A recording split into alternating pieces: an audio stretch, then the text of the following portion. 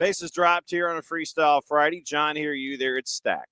We got folks, we got stuff, we got a lot of things to talk about this morning.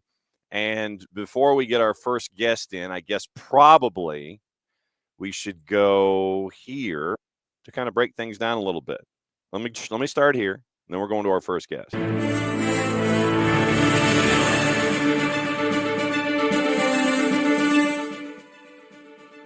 We've been talking all week about a gathering at the Erector Set in Fort Lauderdale, where it's appearing that Tata Martino is going to be there, the Moss brothers, all the hierarchy when it comes to Inter Miami, and Messi and friends. They're all going to be there later this morning. Cesar Luis Merlo, and then seconded by Fabrizio Romano. Javier Mascherano is going to be the new head coach for Messi and friends, according to Cesar Luis Merlo. Agreement done for the Argentine head coach, who always had this is Romano's words, always had a special friendship with Lionel Messi. Documents being prepared. That's how it's being phrased by Fabrizio Romano. So this came out about 20 minutes ago, so before we had the chance to come on the air. Quoting Merlo, Mascherano is the new coach of Inter Miami. Club is already exchanging documents with the Argentine, who will sign a long-term contract. He will leave his position as coach of the U20s to coach Messi. So pieces are kind of fitting together here. It appears now that we know who the new head coach is going to be at Messi and friends, and it's going to be a friend of Messi, Javier Mascherano, apparently. And whether he is going to be announced at this to-do in Fort Lauderdale this morning, we don't know. But reports from Merlo and Fabrizio Romano, two heavyweights, have Javier Mascherano taking over as Tata Martino is resigning for personal reasons. So there you go. So that's your breaking news to start things off this morning. Hi. Welcome to Friday. Now, it is that time where we get to drift into Kansas City because there's something going on. And for this, we bring in friend of the show, Jessica Charman. So, Jess, greetings from Kansas City. You're up early. Well, actually, it's like 8:08 or whatever, but you're Yeah, I mean, my body clock is still kind of messed up. You don't really adjust to it, right? Like, we went to bed fairly late last night and now up bright and early. But, if the sun's awake, I'm awake. So good mentality to have, right? Yes, absolutely. So how many minutes do I have you for? Let's do 15. Let's go 15. All right, let's go 15. So that way you can get to your meetings and your conference calls and all that kind of stuff, because you're kind of doing something really cool this weekend. And when SiriusXM knocked on your door and we're like, hey, we need you to come to Kansas City to be a part of a piece of history where we're going to have the NWSL Championship on our air, SiriusXM channel 157, and the SiriusXM app. I believe that's the proper promo. When they knocked on your door, what was that like? Yeah, I mean, like, shut up. Do you know what I mean? Like, and it was honestly Pete, who's the exec, was like, are you comfortable doing this? And I was like, yes, absolutely. I would love to. Thank you very much. Where do I sign my name? Let's get this done. And it was so cool because the stuff I've done with Sirius since the Women's World Cup, where I've been filling in and stuff, has been such a growing moment for me. It's tested me in different ways because calling a game on radio is one thing. Talk radio, as you know, is very different, particularly when it's so specific to a certain market. But it's been so amazing. And then the other part about it, John, is to work with someone like Heather O'Reilly on the game, that is someone that everybody knows in America, a household name, a 3-time Olympian, a World Cup winner, a legend in all shapes and forms. It is so exciting. And I say it all the time. It's surreal when I'm looking through my phone book now. And listen, you and Jason Longshore will always be at the top of my list. But when you scroll down and there's Tony Meola, there's Laurie Lindsay, there's Heather O'Reilly, all like hanging out, Eric Renardo all hanging out in my text mentions, that's kind of freaking cool. And I just feel like this, kid from Harefield in England, where no one's heard of sometimes, but it's super special to have this moment. And I think I know I'm ready, and that's what makes me excited, right? Because it feels like this has been a culmination of all the hard work. I'm going to turn my phone this way, though, because it's annoying me. That's better. The holding of the phone is very difficult. Yes, because we don't want you to get lactic acidosis as you head into your production meetings. That'd be kind of bad. Well, actually, today we're doing something really cool. It's so cold here in Kansas, but NWSL's doing a skills challenge for the first time. So me and Heather O'Reilly are heading out to the skills challenge, and I'm going to be apparently Heather's teammate on some of this skills challenge. So I'm really nervous. Like, anyone that knows me knows how competitive I am, and like, I'm not bad. I can strike a good ball, but I would be lying, John, if I said I wasn't crapping my pants a little bit. If we're doing crossing and shooting, and I'm serving her the ball, I just don't want to like serve a legend a terrible ball, you know? I mean, you're good at the outlet from inside the 18 and inside the Yeah, 6. exactly. It's just pinging a ball, and I've crossed enough balls in like goalkeeper warm ups. You know, that's kind of like what you do. You cross the ball, so I think I'll be okay. But I think these might be the most high pressure reps I've ever done, serving across to Heather O'Reilly. Well, we're going to need video of this. You know that. Oh no, yeah, it's gonna be, keep an eye on SiriusXM's social media channels, because I hear it's gonna go out there. So All right. So what's study hall been like getting ready for this game that you're going to be calling this weekend? I mean, I have notes as long as my head. This is just one team. So, yeah, this is Orlando Pride. And then I have Washington Spirits over there. Mhm. What's really helpful is I've called both these teams during the regular season for world feeds. So I feel pretty good. The fact that the teams are littered with names like Marta and Trinity Rodman and Barbara Banda and Lacey Santos really helps that it's, world class, world famous players that anybody could see on the pitch and know who they are. We did media day yesterday, which was really cool. I got to sit down with Barbara Banda, which was really special, because I think that, obviously Marta is the GOAT and it's amazing what she's done. But to have an opportunity to sit down with Barbara Banda, who is, ironically, even though if she scores a goal in this championship game, will be the first player to score 4 goals in playoff history in NWSL, she kind of slides under the radar because she's not Marta. So to get to sit down with her, so unassuming, so proud of what she's doing for her community back in Zambia, was awesome. Jonathan Heraudes sat down and spoke with me, which was super cool. I got to speak a little bit of Espanol. When he left, he said, next time that I have to do the interview in Spanish, I said, your English was perfect, so I'm okay. Thank you very much. Pero está bien, gracias.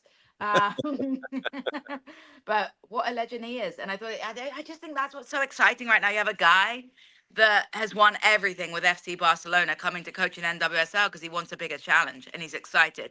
The only thing I will say that I don't want to say was disappointing about his interview, but it's a shame that this is still the stereotype, is when you ask him what are the differences between the European game and the American game. John, what do you think he said? What Well, word did he use to describe American soccer? Or uh, what attributes? What attributes for players? see, I've got all this negative stuff in my head. Well, all right. What was his trigger word? What was it? Physicality and Okay. athleticism. And it's just like, oh, I know what he's saying, and he is Yeah. right in so many ways that, like, when I was a college player, I came over and it was so much more fitness based and emphasis on running and stuff. But I'm also like, dang, but you got some technical players too. Like, and I know what he meant. He is so right. And what he said is, now I'm trying to find the perfect culture where I take all of these positive athletic attributes of players, the work rate, the fitness, the willingness to run, but throw in the technical mindset, the culture that he wants to bring from España, and merge it together for a perfect mesh. And I think Washington Spirit, do I think this is their year? Maybe it could be. I mean, they've got quality on the pitch, but I think that next year, with a manager like him at the helm, man, they could be trying to challenge Orlando Pride's. Orlando Pride's season record could only last for literally a season. So that's my hot. Wow.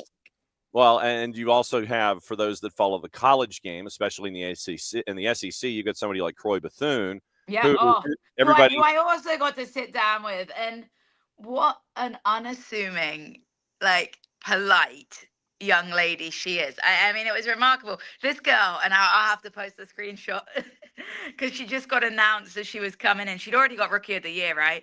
And then right before she comes in to sit down with us at Sirius, she comes in holding her best 11 and her midfielder of the year, like walking in like this with both of her things, and she just dumps them down on the table. And I was like, oh wow, like, awesome. Yeah, it was literally like that. And so I was in, you know, with it being my first experience, I was like thinking in my head, like, oh, I'm going to ask her about this trophy, and she's just going to spout all of this. And she's like, no, like, she was just so humble. And I mean, a Georgia girl too. How cool is that? Like, we talk about Georgia being such a hub, a Concord Fire Academy product. Like, we're in the best place. I stand by this. When people ask why don't you leave Atlanta, I love being we're a great soccer hub. We're a great soccer city, and just the quality of players that are being produced here. It's so fun to kind of say, yeah, I called them when I was calling GHSA, or I spoke about them when I was on Soccer Down Here. That's something that's so special, and I know it's not unique to Georgia. There's players all across America. That's what's amazing about the pathway that we're creating now. But Georgia, Atlanta, special place to be, right, John? No doubt about it. And when you look at Orlando and everything that Seb Hines and that group was able to accomplish this season, and Marta, who basically has told Father Time that he can go ish himself. Okay, this is like, I swear to God, she was meant to retire 2 World Cups ago. I mean, when she did that impassioned speech with the lipstick, we were all like, oh man, that's the end. In my head, I was like, oh, I'm never going to get to commentate her. Now I'm like, hell yeah. Caught myself. Oh, Jess, come on. All we have to do is hit an explicit rating. It doesn't matter. And it's a morning. No. What does it I matter? was like, hell yeah. It's going to be amazing. I'm going to get to call her in a championship, potentially the first NWSL championship. I mean, Orlando Pride's only been to playoffs twice in their entire history. They've been such a struggling team, which is amazing because I feel like their purple jerseys are one of the most recognizable. It's one of the most known names in NWSL, and this is their first championship game. So, I mean, Marta, that goal she scored. Okay, unpopular opinion. What the hell were the defenders doing in terms of not once Marta had the ball, like in the area, I understand like her footwork and stuff, but how are you trying to toy with Barbara Banda pressing you? I mean, come on, guys. Just if you see Barbara Banda running at you, what are you doing? You're clearing the ball. So amazing goal, but should have been prevented from the actual initial attack for me, which is gonna. I know it's a party pooper. I should just sit back and enjoy it. I should. No, I should you say, no, but no, I you're should just you're say, true. hang it in the love. It was a beautiful goal. It was a beautiful goal, but defenders are going to have nightmares about the fact that they were dispossessed in that manner. See, but that's the thing is that you look at it from specifically GK Union standpoint, and Yeah, I'd you're be looking at mad. I'd be like, what are you guys doing? Like, they've got Marta, they've got Barbara Banda. Why are you letting them run at me? I mean, one of my funniest parts of the interview, we talked to Aubrey Kingsbury as well, obviously Washington Spirit's goalkeeper that saved the 3 penalties in the penalty shootout. Absolutely amazing.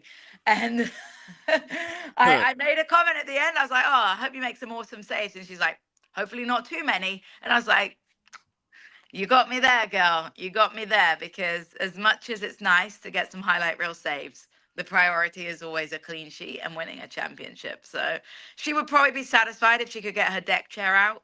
I have a feeling Marta and co aren't going to allow her to do that. I was going to ask, most of you in GK Union would kind of sit there and you want your deck chair, you want the shiny board, you want your fruity drink, you want your sunglasses, you want a day like that. I feel personally attacked with the fruity drink, John. I feel like you know me too well, and I've never actually consumed alcohol around you. That's quite something. Very. There will be no beverages. I am very much, my voice is a temple right now, and I am making sure that I am not. There will be no bourbon consumed tonight if it risks these beautiful windpipes for tomorrow. No. That's the thing. Is that your voice is a temple and mine is a tent. I mean that's kind of how this is right now. The juice boxes. And we like to. No. Juice boxes have Orlando Pride as the favorite on the plus side at 117. 90-minute draws of plus 238. Washington Spirit are the dog at plus 185. What do you think about this match tonight? This match this weekend. Is it going to be how tight is this going to be? How do you envision it, or is it going to be pull the governor out of the golf cart and it's going to be like 9-8? If I had juice boxes, I think it could be a high scoring draw, like not a 0-0 at halftime, but I think it could be a high scoring draw. Obviously, Washington Spirits had to come from behind in both their playoff games. Orlando Pride's coming off a really tough battle against Kansas City Current that made them work. So I think this one could go the longevity. I hope it doesn't go to penalties, because I just feel like that's such a cruel way for two teams that have done so incredibly for someone to have to be like the villain in that game. So extra time and something special from one of the, whether it be Marta, whether it be somebody on Washington Spirit, Trinity Rodman, just a household name, just something special that grows the league. Because I was talking to the commissioner as well, and the game sold out. they're expecting a huge national audience. It's the first ever national radio broadcast of a Women's Cup final in America, which is so freaking cool to be part of. This game, and I don't think it would disappoint, but it just needs to be entertaining, goals, quality on display to show why this league is so worth consuming, John. 3.5 right now. The over the over is a plus 183 at 3.5, just to give you an example in the composite. Before you go, I have to ask about home turf, because I don't know if you know this with the time that you're spending with the NWSL in the title game, but there is a game, and there are a series of games on Saturday and Sunday that matter in Major League Soccer. Oh, I have my flight home on Sunday at 3 p.m., so I know I'm going to be having some entertaining I'm definitely paying for the streaming on the flight home. There you go. So what's your gut tell you about Atlanta United and the purple team on Sunday? Oh, see, this is what's funny. I think Charlotte FC fans are really torn at the moment because the rivalry's with Atlanta United, right? Mm-hmm. But hey, Pepper said as much when he walked in the door. But here's the thing.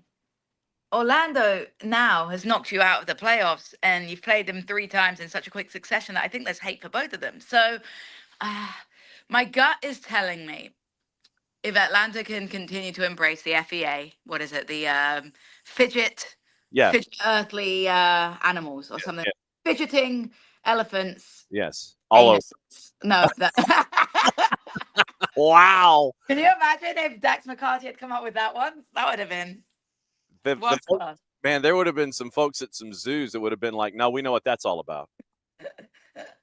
Exactly. Don't get me canceled. Hey, it's our show. You don't have to worry about getting canceled, Jess. But no, I think that if Atlanta can embrace that mentality, I think Orlando didn't look great in game 2 in particular. And so I think that if you're able to neutralize and pin back Thorhausen, when he gets forward, can be really dangerous because he offers that extra body. And if you can silence his movement forwards and protect that flank, and then obviously neutralize, why am I blanking on his name, Facundo Torres, then I think you'll be all right. And if Brad Guzan continues to have like you talked about Marta winding back the clock. Mm-hmm. Whatever Brad Guzan and Marta are drinking, whoever their nutritionist is, let's get onto that, because I think if Brad can continue to do what he's doing, then who knows? Anything can happen. And the underdog mentality is exciting. And I'm enjoying watching it and living vicariously through you guys. And Atlanta is a plus 371. Throw a juice box on it, right? I feel like these things are worthwhile. You no doubt about it. Your 15 minutes are up. You got stuff to do. Yes, I do. All right, guys. I will talk to you soon. Maybe we can come on I'm heading to England on Monday, so I'll hit you up after that. All right. Well, then figure out how we can buy Reading's women's club. All right. Oh my gosh, can we buy the whole of Reading and just put it back together, right? Yes, exactly. So get out of here. Have a great call. We'll see you later. Thank you. Talk to you soon. Sirius XM 7:30 Eastern pregame show, 8 p.m. kickoff. Heather O'Reilly, myself. I think it's the New York game before us runs, we're going to go on right after that, because apparently in radio it's a sin to cut off a game midway through the broadcast. So yeah, keep an eye on it. NWSL final. Keep an eye. Thank you, everyone. Love you all. Bye-bye. There goes Jess. Jess is busy. She's got stuff in Kansas City.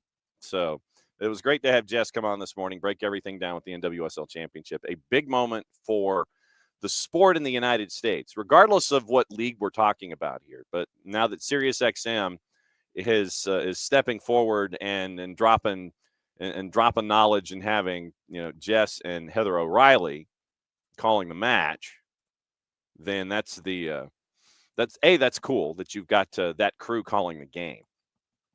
But now it's for the NWSL Championship, and it is Washington Spirit, and it is Orlando Pride, and it is in Kansas City, packed house.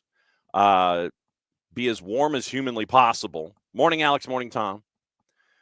So be as warm as humanly possible. Actually, tell you what, let me check the weather report now that I'm talking about it. I'm trying to talk my way into and through what's going on. So let's see. Kansas City, Missouri. Current stadium. Kansas City, Missouri. So Kansas City, Mo. All right. So downtown and they're right on the river, too. So, man, that's okay. So right now it's 36 degrees. It's going to be a high of 47 today, down around freezing tonight. Like I said, I'm trying to figure out what it's going to be like Yeah, so a high in the high 40s today. So then Saturday night in Kansas City. Oh, okay. So it's wow. Okay, that's in. So the clouds are going to come in on Saturday, so it won't be too bad. High of 57, and it's going to stay in the 50s on Saturday night. So it's like the clouds are going to come in, and it's going to keep it in the 50s. So it won't be too bad. I was thinking that you're in the 50s, and it's going to be incredibly freezing and all these kinds of things. So, but apparently not. Okay, so it's going to be a good broadcast. And Jess and Heather O'Reilly, Sirius XMFC, they're going to be on after Hudson River. And it's going to be the title game with Washington Spirit and Orlando Pride. Very, very cool stuff. Packed house, great talent on display. And the fact that Jess gets to do it, that's very, very cool. So that's somewhat of an opening kickoff. Brought to us by our friends at Kickoff Coffee and kickoffcoffeeco.com. That's your QR code for those of you who are hanging out with us, however you are accessing us right there on the YouTubes, on the Twitch, or on the 280-character app. You hit that QR code, you start your day with our friends at Kickoff Coffee and kickoffcoffeeco.com. As you check out, don't forget to use the code soccer down here. You get 15% off your purchase. They, in turn, take 10%, reinvest it in youth games, youth initiatives. Very, very cool stuff from our friends at Kickoff Coffee and kickoffcoffeeco.com. And once again, don't forget, our friends at Grady Baby Co. right there. Soccer is better in Atlanta. It just is. Soccer's just better in Atlanta. You can get the sweatshirt or the T-shirt or both like I did. Portion of the proceeds, great collaboration with our friends at Grady Baby and Grady Baby Co. helps out middle school soccer programs in the Atlanta public school system. So this is a very, very cool initiative that we are a part of here at SDH with our friends at Grady Baby. So buy the stuff, help out middle school programs in the Atlanta public school systems. There you go. Grady Baby Co. Remember, once again, later this morning, apparently at the Erector Set in Fort Lauderdale, it is going to be everyone in the front office involving Messi and friends. They're going to have a bit of a discussion about the future of Tata Martino and what he is going to be stepping away from. And it is going to be a press conference, like a late morning press conference. So we'll see what happens. Messi and friends and Inter Miami leaving for personal reasons after the record-breaking season. Tata Martino. Word from both Cesar Luis Merlo and Fabrizio Romano. Javier Mascherano is going to be taking over as the new head coach for Messi and friends, and the long-term relationship, obviously. So we'll see, but it was scheduled, I want to say, for 11:30 this morning. So after we're off the air, it'll be a getting together and a bit of a talking to with anyone who wishes to check in at the Erector Set and let everybody know what is going on there. So Jorge Mas, Raul Sanlehi, Tata Martino press conference. Sorry, 10:30. Okay, so it is 10:30 in the press conference room at the Erector Set. So that's what it's going to look like. So we'll probably get some word trickling out from there if it starts on time at 10:30. So in the last half hour of the show, as we're looking at everything in Major League Soccer with Atlanta United, Jorge Mas, President of Football Operations, Raul Sanlehi, Tata Martino at the Erector Set, 10:30 in the press conference room. So you would have had to have responded RSVP-ish, and we can also cover it virtually via Zoom. So if we want to keep an eye on things and see what's going on there. So press conference at the Erector Set, and then Javier Mascherano, it appears, according to sourcing, he'll be the new head coach down there at Inter Miami. So we've got all of this stuff involving all of the other matchups in Major League Soccer to talk about. Big meeting this morning in the Premier League, and it has to do with rules and rules changes and possibility of rule changes and things like that. So we've got that to discuss in hour number 2. And we've got the preview of everybody getting back into league play overseas. We've got that as well this weekend. So we'll see what happens there. Pep Guardiola signed a deal. Looks like it's a 1+1. So we'll see what Pep Guardiola is up to. Yesterday, we got to mention that Dylan Butler Estates has a new sponsor. We went through all of that with Etihad Park and why we broke it down, leading into the notion of fair market value in the meeting that the Premier League had this morning. So it's that time. It is 9:30. And this one is going to be special on a couple of different fronts, because part of what else is going on this weekend is going to be part of our first questions that we ask this particular guest about what's going on, because he's been very, very busy as our resident mogul in training, because we kept talking to folks at Rhode Island FC. They kept winning. So that means that we had to keep talking to them. And we talked to them for the last time in the season in and of itself, where there is something that can be either a win or a loss. And obviously, if you're tied to Rhode Island FC, you want it to be a win. But we believe in rituals here. So we continue to talk. There's an interview with head coach Cano Smith that's up on the network and up on our social medias. Because this guy that we're bringing in next, he's got a championship to focus on. So we're going to roll a fancy open.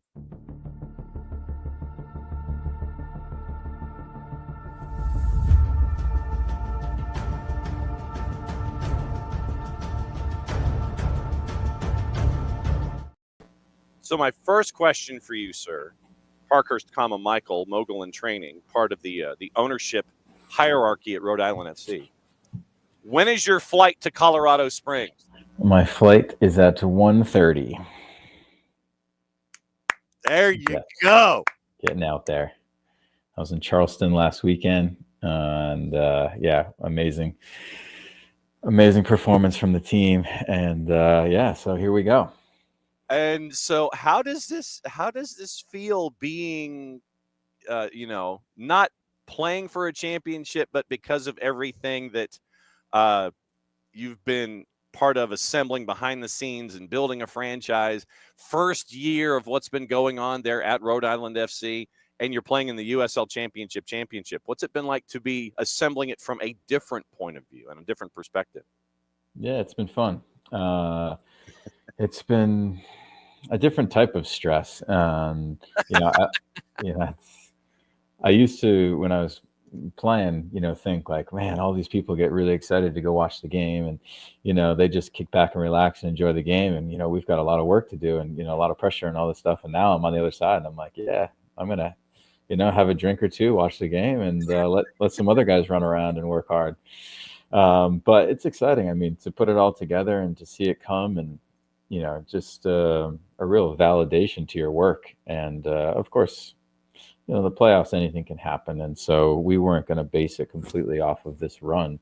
But it's incredible. It's we're not getting lucky. We've beat the two best teams in the USL in Louisville and Charleston. We've scored 8 goals in 3 games here in the playoffs. So honestly, I could say we've deservedly won all 3 of these games. And so, maybe we can do it one more time. But to win or lose, it's been a fantastic first season, better than any of us could have hoped for. What'd you learn about yourself as an owner during this whole run, and biting your nails in a different perspective as opposed to being on the field? What'd you learn about yourself as an off-the-field person?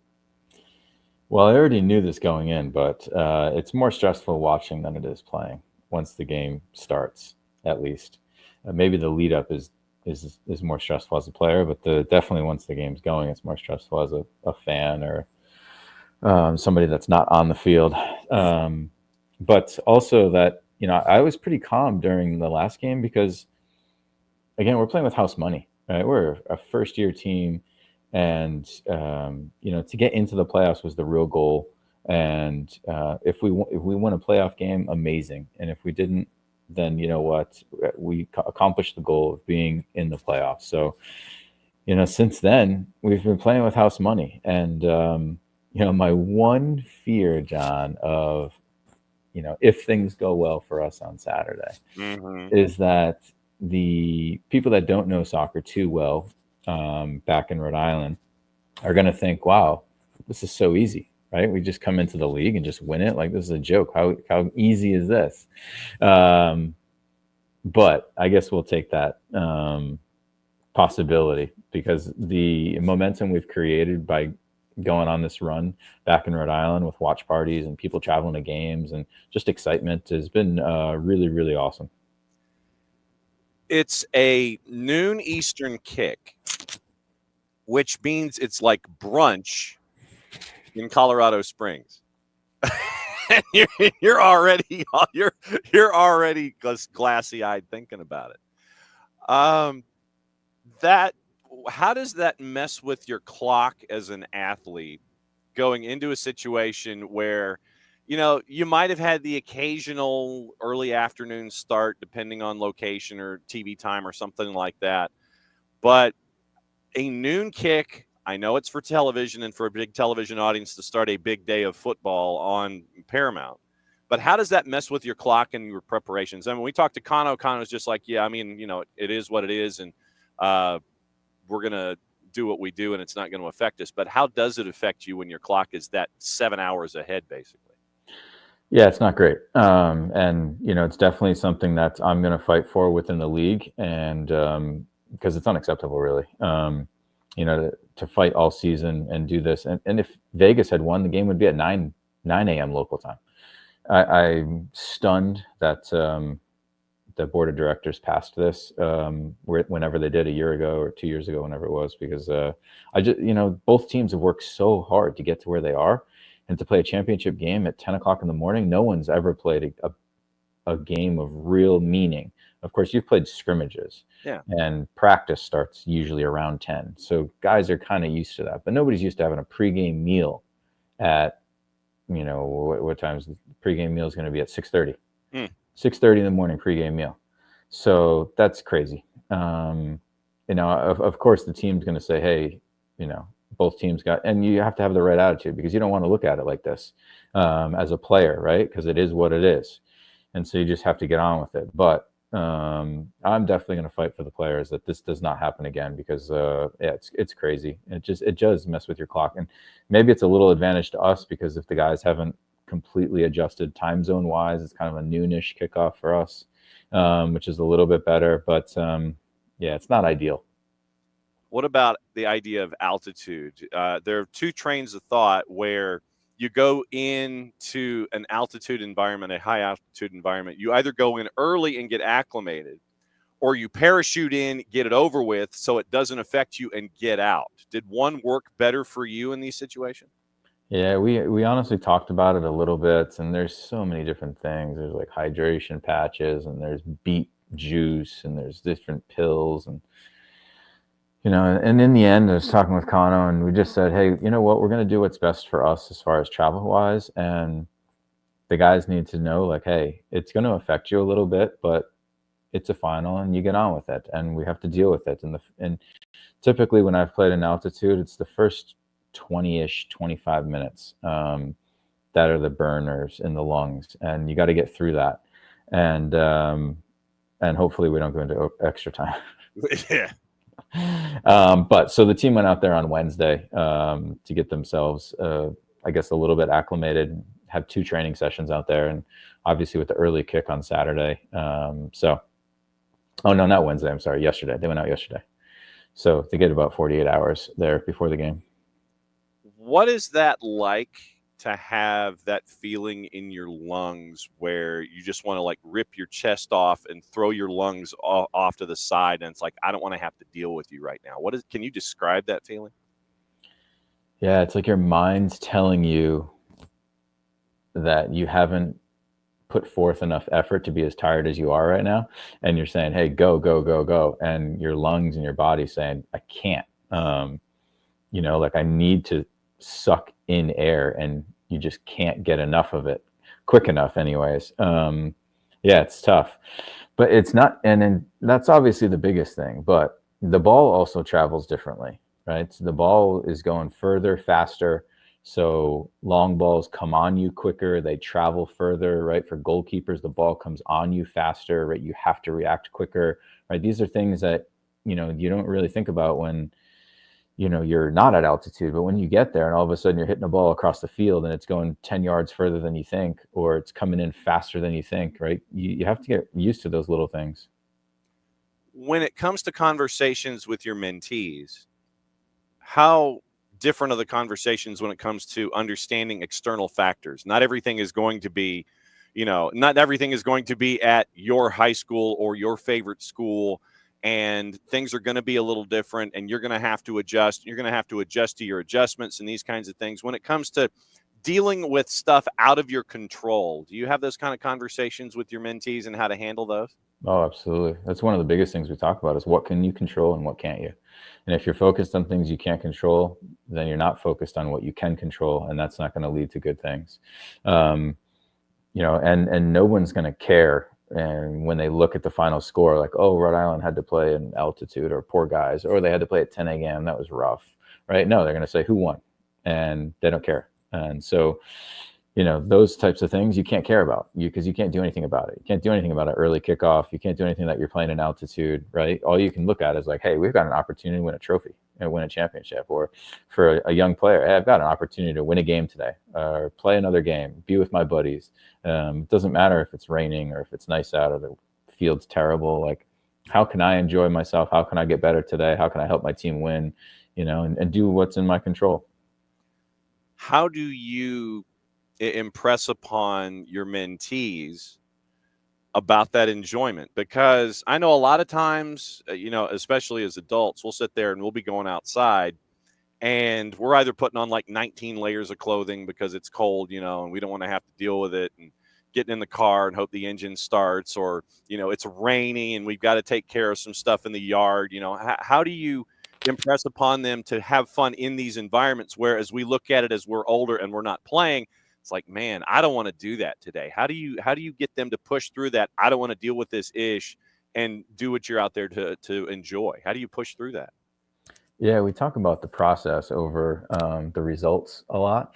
And when you can find joy in the process, it just, you are happier and you can find more positives and you're more grateful and gratitude and those types of things, which is a really nice way to go through life, honestly. But, within soccer for sure as well, right? I mean, we can complain about having to do fitness and tough practices and playing in the rain and stuff like that. Or we can look at it like, hey, we're young. We don't have a ton of responsibilities right now. I get to be with my buddies and play these games and make some memories and try and get better and compete. And, who knows, I might be making a core memory today based off of how I play, how the team plays, what it might lead to, and those types of things. The other thing is that it goes by fast, and I talk about that too, right? It flies by, and we as adults know that, and it's tough for kids to understand that. But I've been in their shoes before, and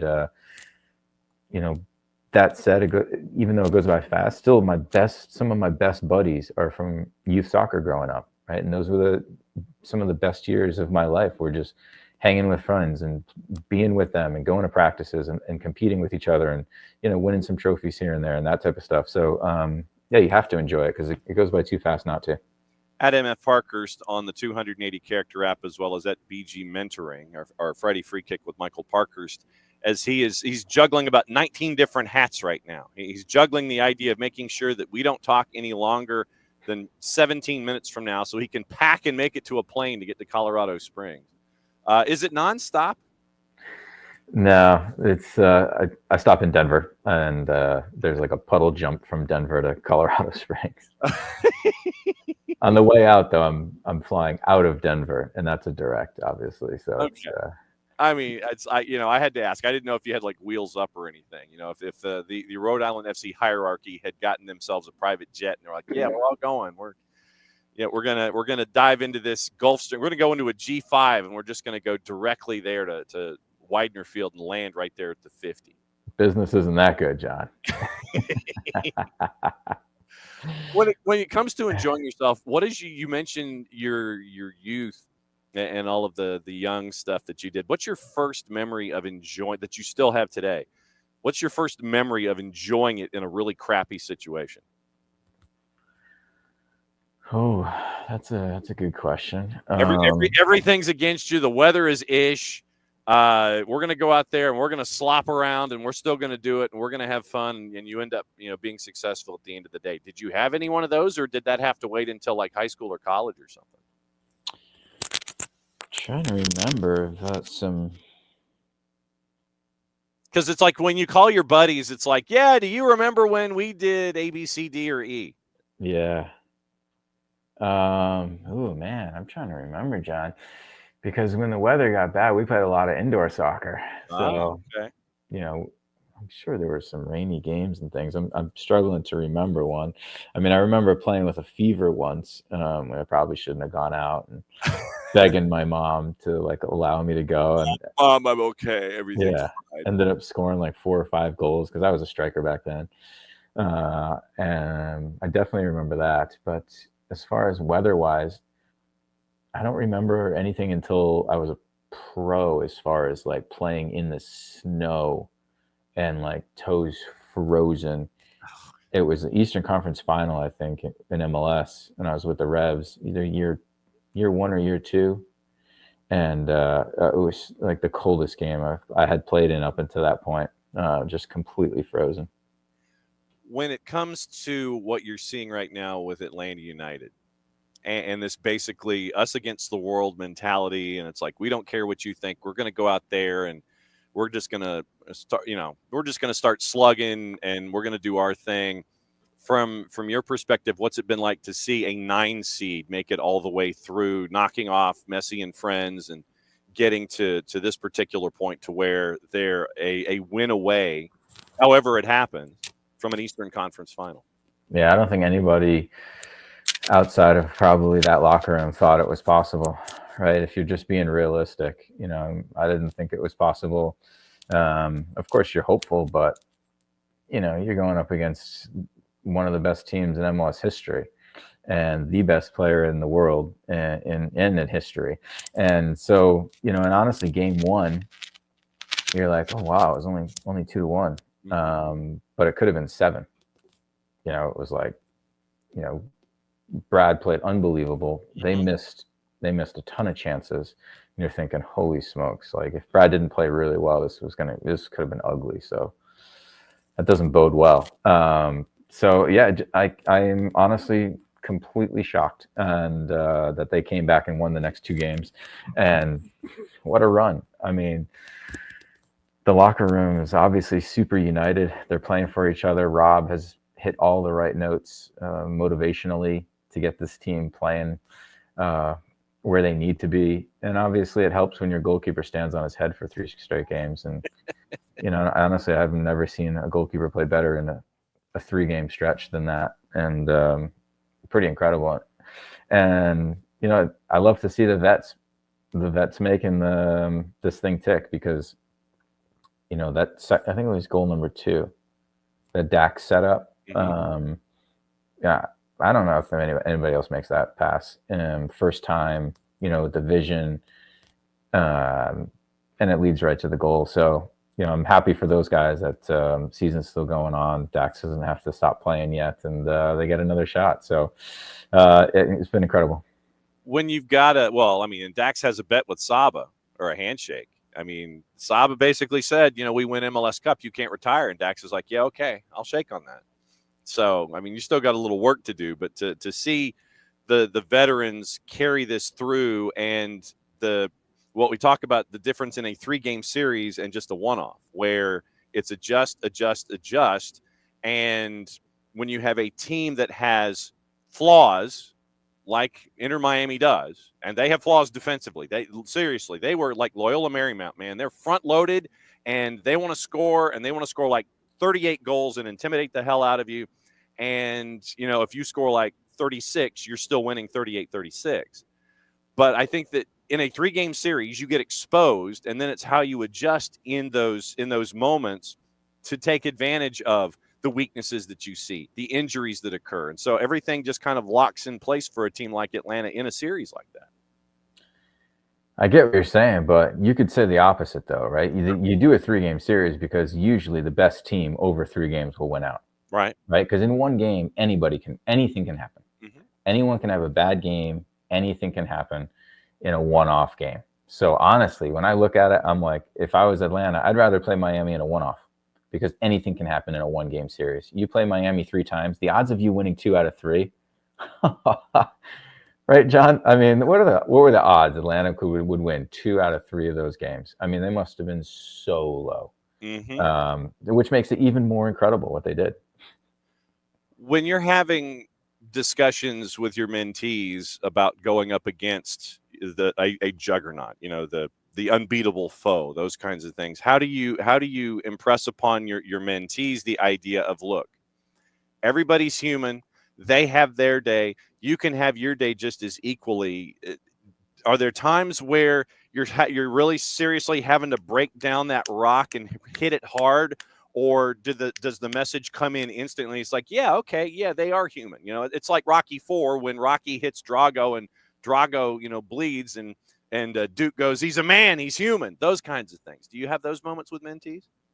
Yeah, a little bit for sure. And I think it depends on the situation a little bit, because if it's somebody that's obviously superior, right, it's trying to get into their head that upsets happen. And that's why you play the game. That's the beauty about sports, because you never know on the day. And so you don't have to be a better team than them. You just have to be better on the day. You just have to have a good day, and they might not have a good day. But either way, don't let them win before the whistle blows, right? Don't give them the game, before you even give yourself a chance. And so we talk about that a little bit, with mentees. You don't have to psych yourself up to think that you're the better team, but that doesn't mean you can't win and have a good game. And so, it's a balance there between finding some confidence, being a little realistic, and just viewing things maybe in a different light. What about the idea of not being intimidated by your surroundings? I mean, that goes kind of back to the whole championship idea, playing on the road, playing at, brunch basically for a title.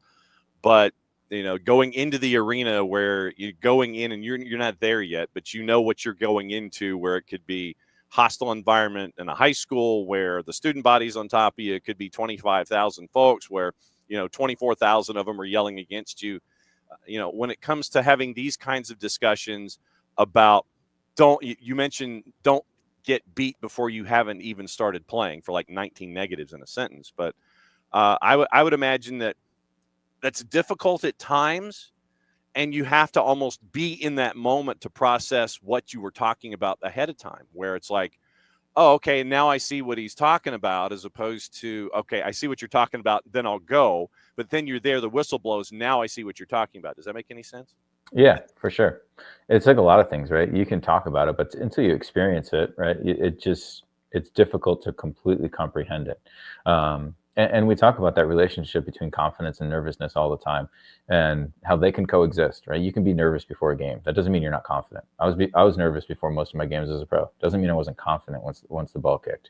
And so how can we use some of that nervousness to focus in and use that energy in the right way, and yet still be confident once the ball kicks off? So again, that goes into a lot of things, especially in playing in front of an away crowd or in a big game.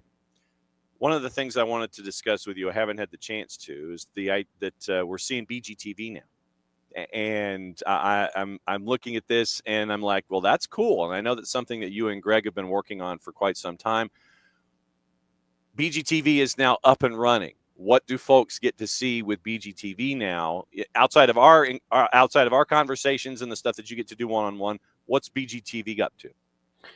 So we wanted, a lot of our goals are to help players get better off the field, right? They get a lot of training on the field, sometimes too much, right? But they do a lot of work, a lot of training on the field. But how can we also continue to get better off the field? And so that's where the mentoring comes in. But then we've now added this video content library where I break down films and I watch games every weekend, and I just point out things like, hey, watch this center back, watch what they do here when they're defending this cross, right? How they use their body. Or, hey, check out this winger, receive the ball, goes directly at their one-on-one. Hey, look at the difference between that winger and this winger who gets the ball and doesn't go one-on-one and goes backwards. And, we just point things out and kind of show them different things that happen on the field, what happens well, what happens not so well sometimes, learning from those things, and just pointing out things that I never saw as a kid, for sure. I didn't really break down any video until I was in Denmark as a pro. We watched a little bit in college, but now it's everywhere. And so just showing kids things, because it's a great way to learn, to watch games. And so just taking it a step further, breaking it down, using my knowledge of what's going on in the field to talk to kids about, hey, watch this, check this out. This is why this happened. And it could even be useful for some parents and some coaches as well. How do you pick your topics? Is it past conversations? Is it something topical that pops into your head? Do you look at something in a match and go, ooh, there's a talking point? How do you assemble the content? Both. So I'll watch a game and I just see good plays and bad plays and I'll just clip them real quick. But otherwise, like for example, one thing that is penalty kicks, and I'm going to eventually talk about penalty kicks. But right now when I see something different, I'll clip it and say, hey, obviously there's been a lot of penalty kicks lately in MLS. And so, just different approaches, but also, hey, what do guys do before a penalty kick? They all take a deep breath, to calm themselves, relax, and different techniques there. I clipped something recently and posted it about the midfielder for Houston, the Mexican international. He got the red card for spitting towards the referee.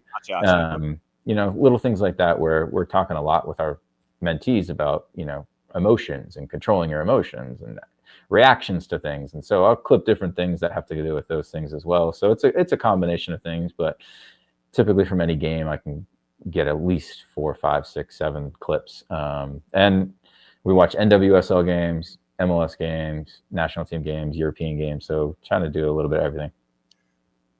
When it comes to your on-camera presence, how much of an adjustment has it been for you to be the guy who's doing all the talking and leading the conversation as to someone who, for most of his career and his professional life has had microphones stuck in your faces? What's it like being the front man for these things? Yeah, it's definitely different. And I undoubtedly appreciate a young player who is outgoing and can help with the conversation and talk about different things for sure. But I also understand that if I was on the other end of it, I'd probably be super quiet too. So, just try and meet them where they are, run the show a little bit more. I try and make it more interactive, especially with younger players, show a little bit more video, keep it fun and lighthearted because, it's one thing for me to just sit here and talk for 30 minutes to a kid, but, I don't want that information to go in one ear and out the other. So, try and make it fun and engaging and entertaining. And obviously I'm trying to get better at that too, right, John? It's like, it's a process for me too. So I think I've come a long way in the last couple of years and feel like I'm in a good place. No doubt. I mean, you've put up with my insanity when you come on Fridays, and it's like, you don't know. I mean, legitimately, I'm breaking the fourth wall here for everybody who watches and listens. Traditionally, I'll have a couple of topics in my head. This is literally like Mike and Greg, they open up an envelope at 9:30 on a Friday morning and they go, oh, okay, this is what he wants to talk about. Literally, we have no idea. I have an idea in my head about what I want to discuss. And maybe, if the topic comes or anything like that, or if something that we see with an Atlanta United match or anything like that might trigger something. But 99.9% of the time, I don't tell Mike and Greg what we're talking about because I don't know myself. That's impressive, John, honestly.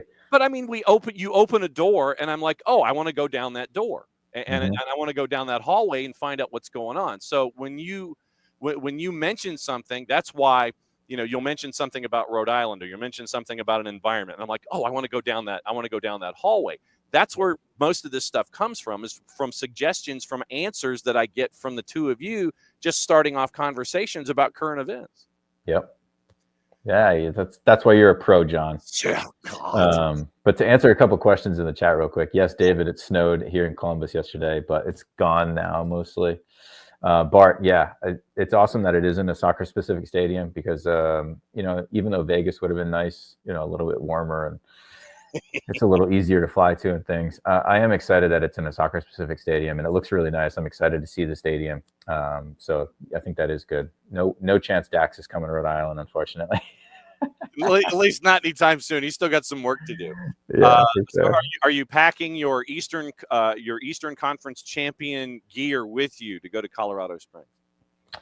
I'm not. Although no, I don't have any gear actually. Haven't gotten any, but I'm not concerned about it. No, this is what I'm traveling in. I got a scarf and my bringing winter coats and stuff like that. So I will not be cold at the game. No, just be safe, have fun, enjoy the USL Championship, my friend, and we can't wait to watch and see what you have for brunch there in beautiful downtown Colorado Springs as Rhode Island FC takes on the Colorado Springs Switchbacks, noon Eastern time on on Big CBS and Paramount Plus and wherever else you watch.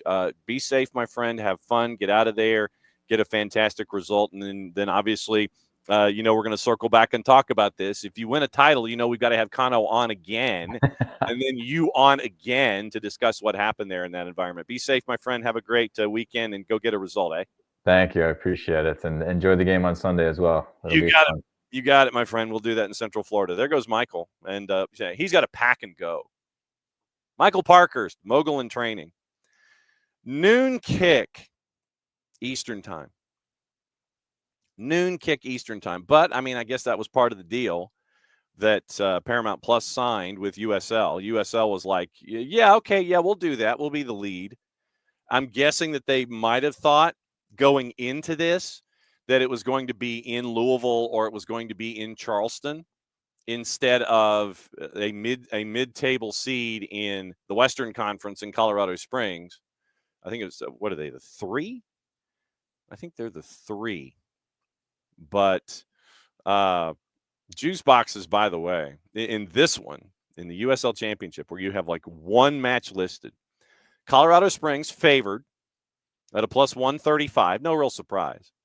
And Rhode Island to win outright is a plus 175. Your draw is a plus 238. Colorado Springs in the schedule in the Western Conference, they were the 2 seed out west. 52 points, 15, 7, and 12 on the year. They were the 2 seed. And so you're looking like, well, 52 points, that wouldn't have gotten you into Lou City or Charleston or Detroit. Rhode Island FC, remember, they've done all this on the road. Knocking off Indy 11 to get into the second round. And then proceeding from there, knocking off a lot of the big guns in the postseason. So very, very cool stuff there. Knocking off Charleston, knocking off Tampa, knocking off Lou City, beating Indy 11. That's how Rhode Island has gotten there as a part of all of this.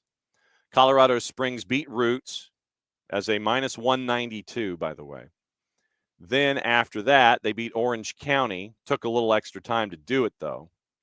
And then they beat Vegas Lights. So that's what you were getting into with this group. But yeah, massive run for the Rhode Island FC. The Rhode Island FC. 3-2 win over Indy 11. 3-0 win over Lou City. And then knocking off Charleston 2-1.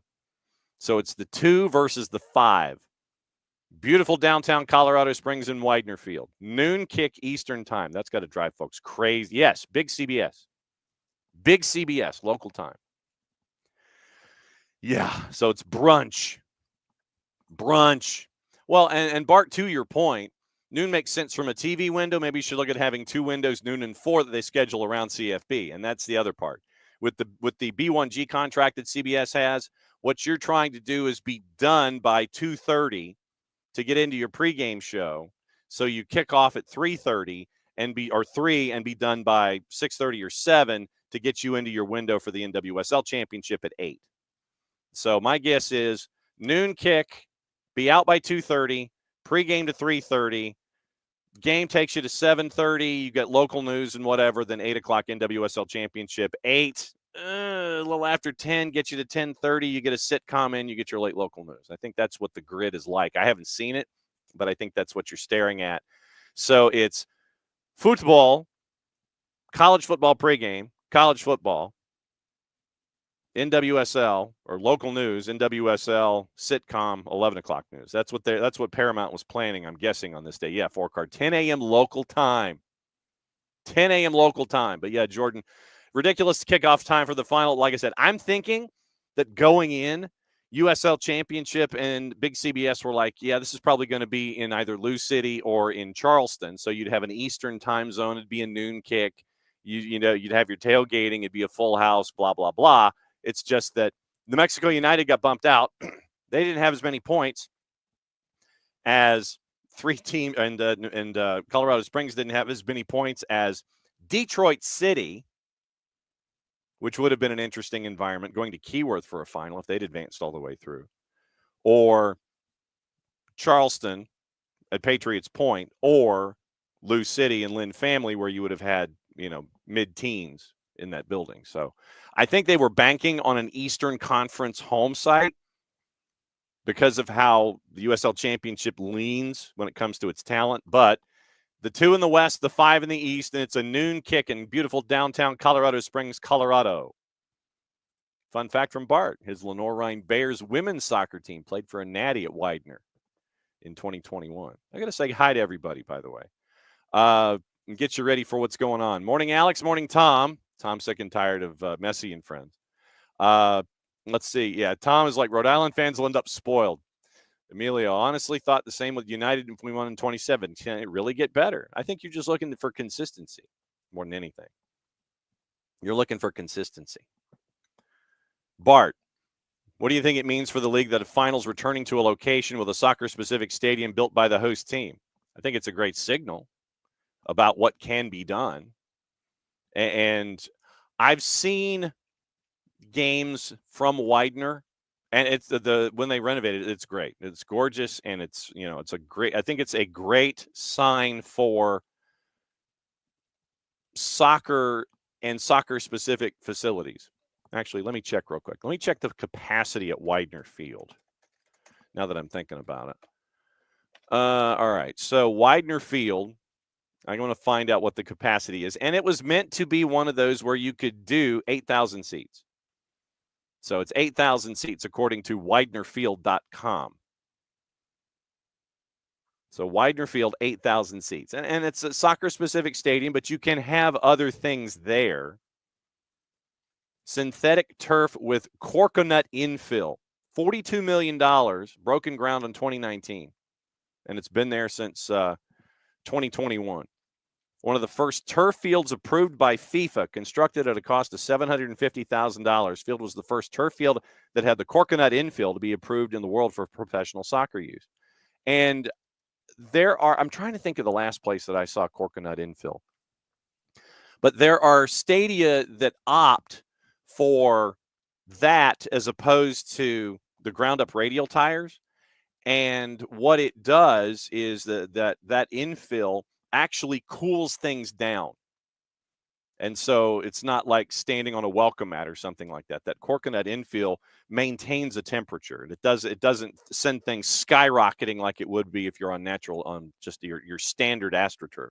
That coconut infill, it's supposed to cool things and also keep the turf maintained a little better for longer periods of time.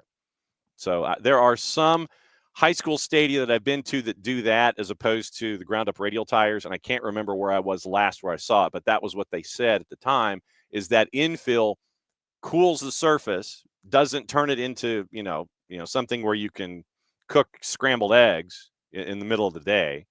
And it actually helps maintain things longer where you're not having to change the turf out every 2 or 3 years in a perfect world. So there you go. But yeah, Dax to RIFC. I would love that. That'd be great.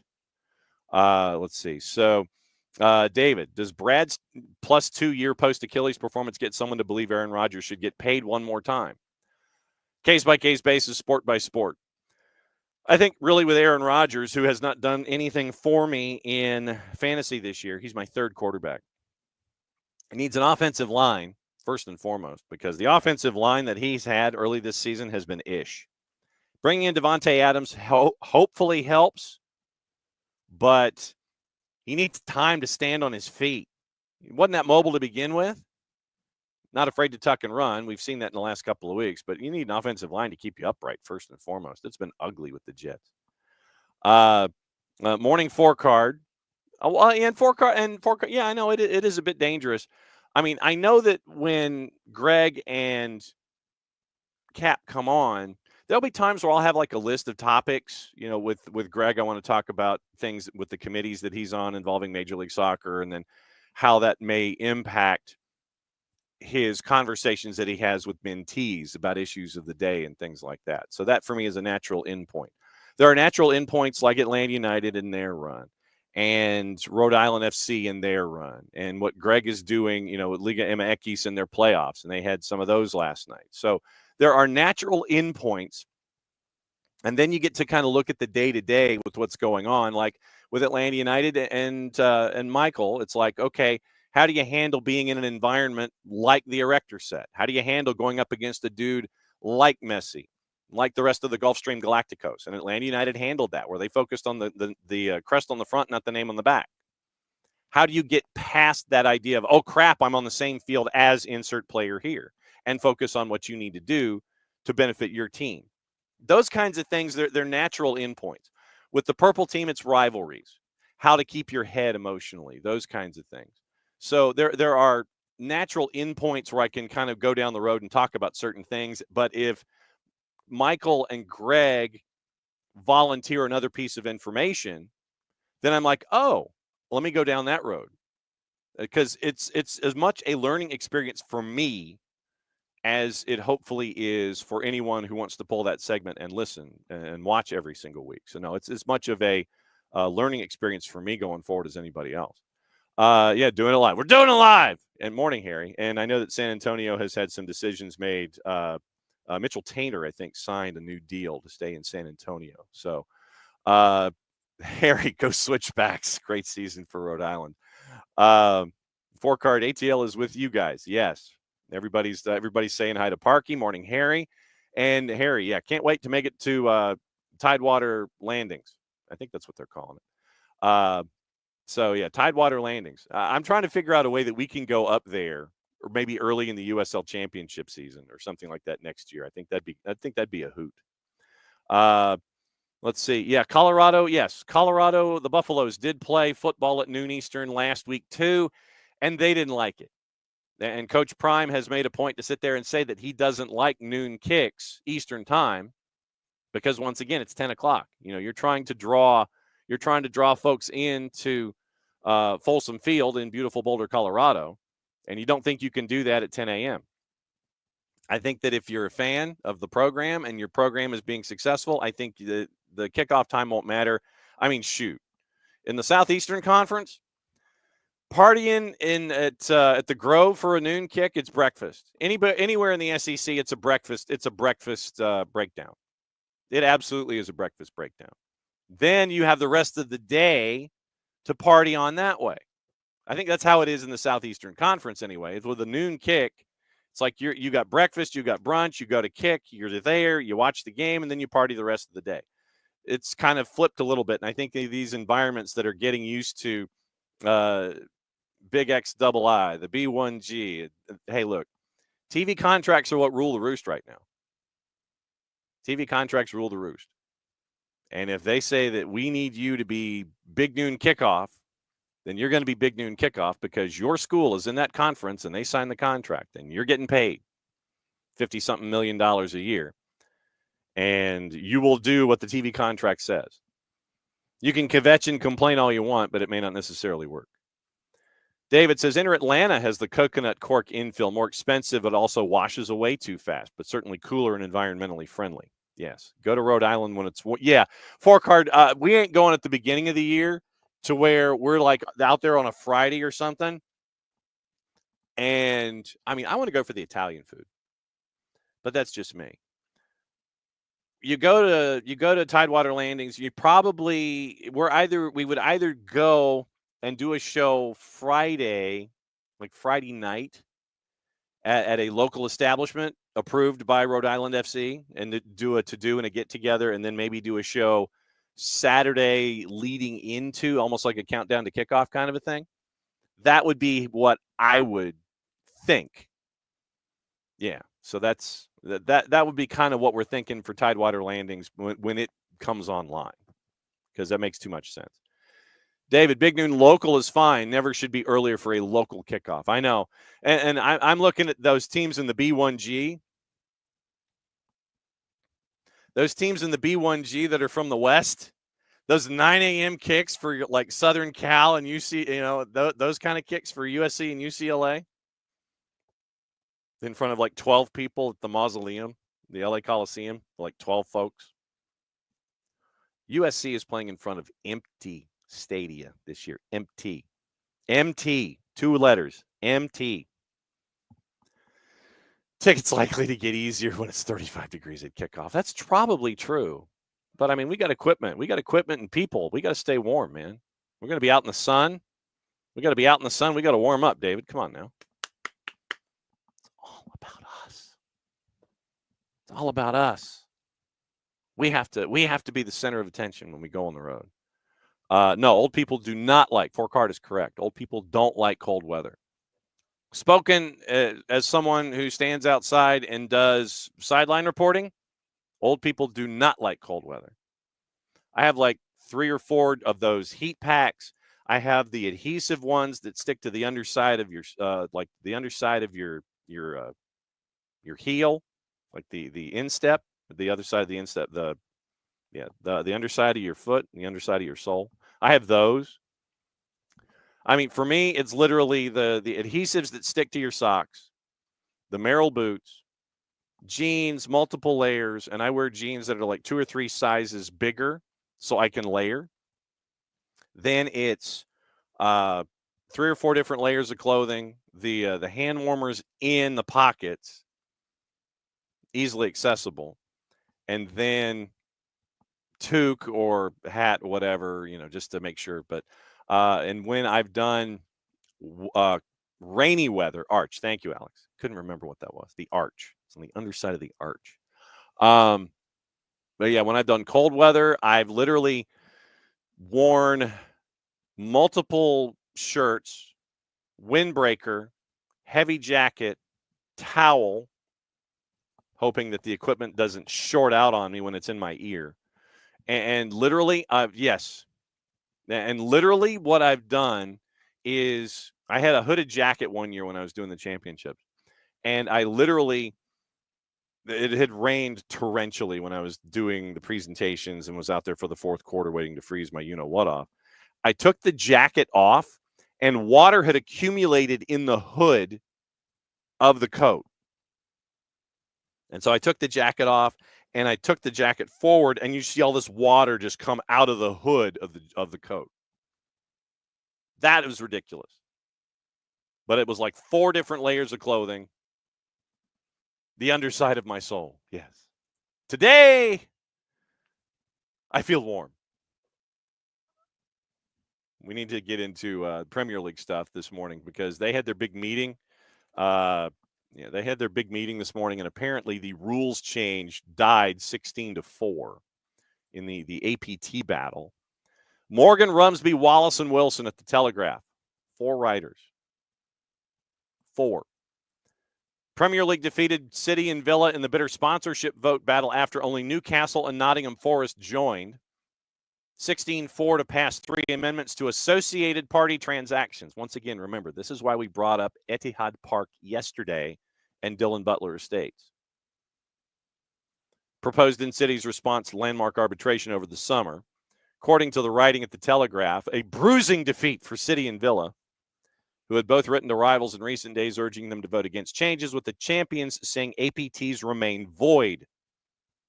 City had warned ahead of the meeting that legal options would be considered if the vote passed. However, rival clubs approved changes, most notably that shareholder loans will no longer be excluded from the rules within minutes of arriving at a shareholder meeting in central London.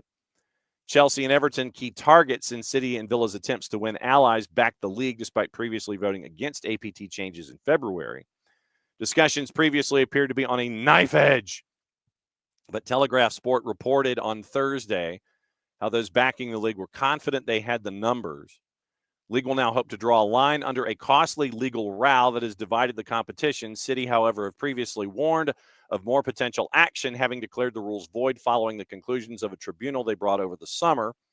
3 elements of the existing APTs will now be amended subject to FA approval. Shareholder loans subject to fair market value tests.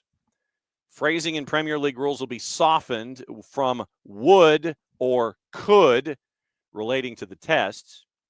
A database of, quote, benchmarked commercial deals will now be made available to clubs at an earlier stage in the scrutiny process. Premier League confirmed in a statement clubs had approved changes after consultation They came out with their 2 sentences, 3 sentences, 3 paragraphs. Senior Premier League figures expressed concerns about the precedent of allowing the club too much influence in shaping the way forward. A source said the logic of approving the changes was clear following the tribunal's ruling into City's legal challenge, and that any delay or eventual non-approval risked handing control away from a majority of clubs. It's also a feeling that financial controls, as implemented by the PSR profit and sustainability rules and the APT, have never been more crucial in ensuring the league retains a competitive balance. Some even believe the entire future of the Premier League is at stake, and that there will be major ramifications for the entire pyramid if there are no controls on spending at the top. Panel judgment published last month found 2 aspects of APT rules were unlawful. League maintained that discrete elements of its rules could quickly and effectively be remedied, closed quote, comma. But City claimed APT laws introduced in 2021 are discriminatory and distortive. The rules will only apply from now on, ensuring 13 clubs who have used shareholder loans in recent years do not immediately face the threat of spending breach charges. City are understood to believe any amendment on shareholder loans should be applied retrospectively in line with other APT rules introduced in 2021. Later at the Premier League meeting, the clubs were told that overall income for the competition is set to increase 17%. Total broadcast and commercial income of £10.5 billion in the current cycle of 3 years will rise to $12.25 billion between 25 and 28. Follows the agreement of an undisclosed new overseas TV deal to be announced by the league within weeks. So that was the reason, one of the reasons anyway, yesterday, that we brought up this particular information involving fair market value and Dylan Butler Estates, with now the stadium sponsor being Etihad Park. That's why we brought it up yesterday. Just keep an eye out for fair market value, because now if fair market value is lined up in the Premier League in one direction, then you move over to your other league, Major League Soccer, and you have one of your main sponsors for one of your particular clubs, one of your main owners, and one of their other attached businesses, now a part of the process in the naming of the park. So keep an eye on that stuff. Other headlines, Betancourt has not been fined by Spurs, the club, over the racial slur about Heung-min Son. He has not been fined. The club appeal against the length of the ban. They're looking for less than 7. Uruguayan banned by 7 by the FA. The Spurs choose to increase diversity and equality training. So Spurs have not fined Betancourt for using the slur, despite him being found guilty of aggravated misconduct by the FA. Handed a 7-match ban, £100,000 fine by the FA. The Guardian has learned the club have not punished him. Back to Betancourt in regards to the remarks he made about Son in a TV interview in June while in his native Uruguay. Club's position is understood to be based on their conclusion that Betancourt did not intend any offense in making the remarks, and that he was attempting to push back against a question he found offensive. In his defense at the FA hearing, Betancourt claimed he was responding sarcastically to the interviewer. Issued a public apology at the time. Spurs declined to comment in regards to their decision not to fine Betancourt.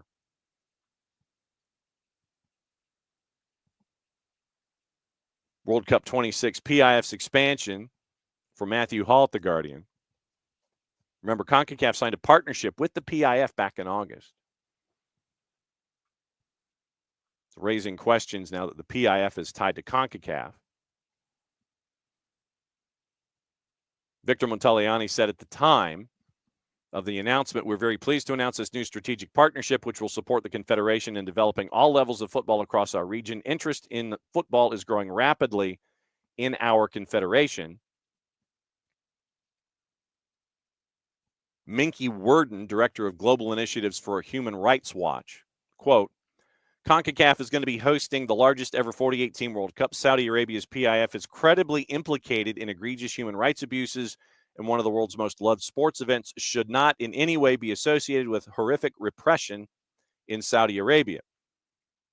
Deals between CONCACAF and the PIF drawn criticism from a leading non-governmental organization that claims CONCACAF has ignored FIFA's statutory human rights requirements in approving the deal.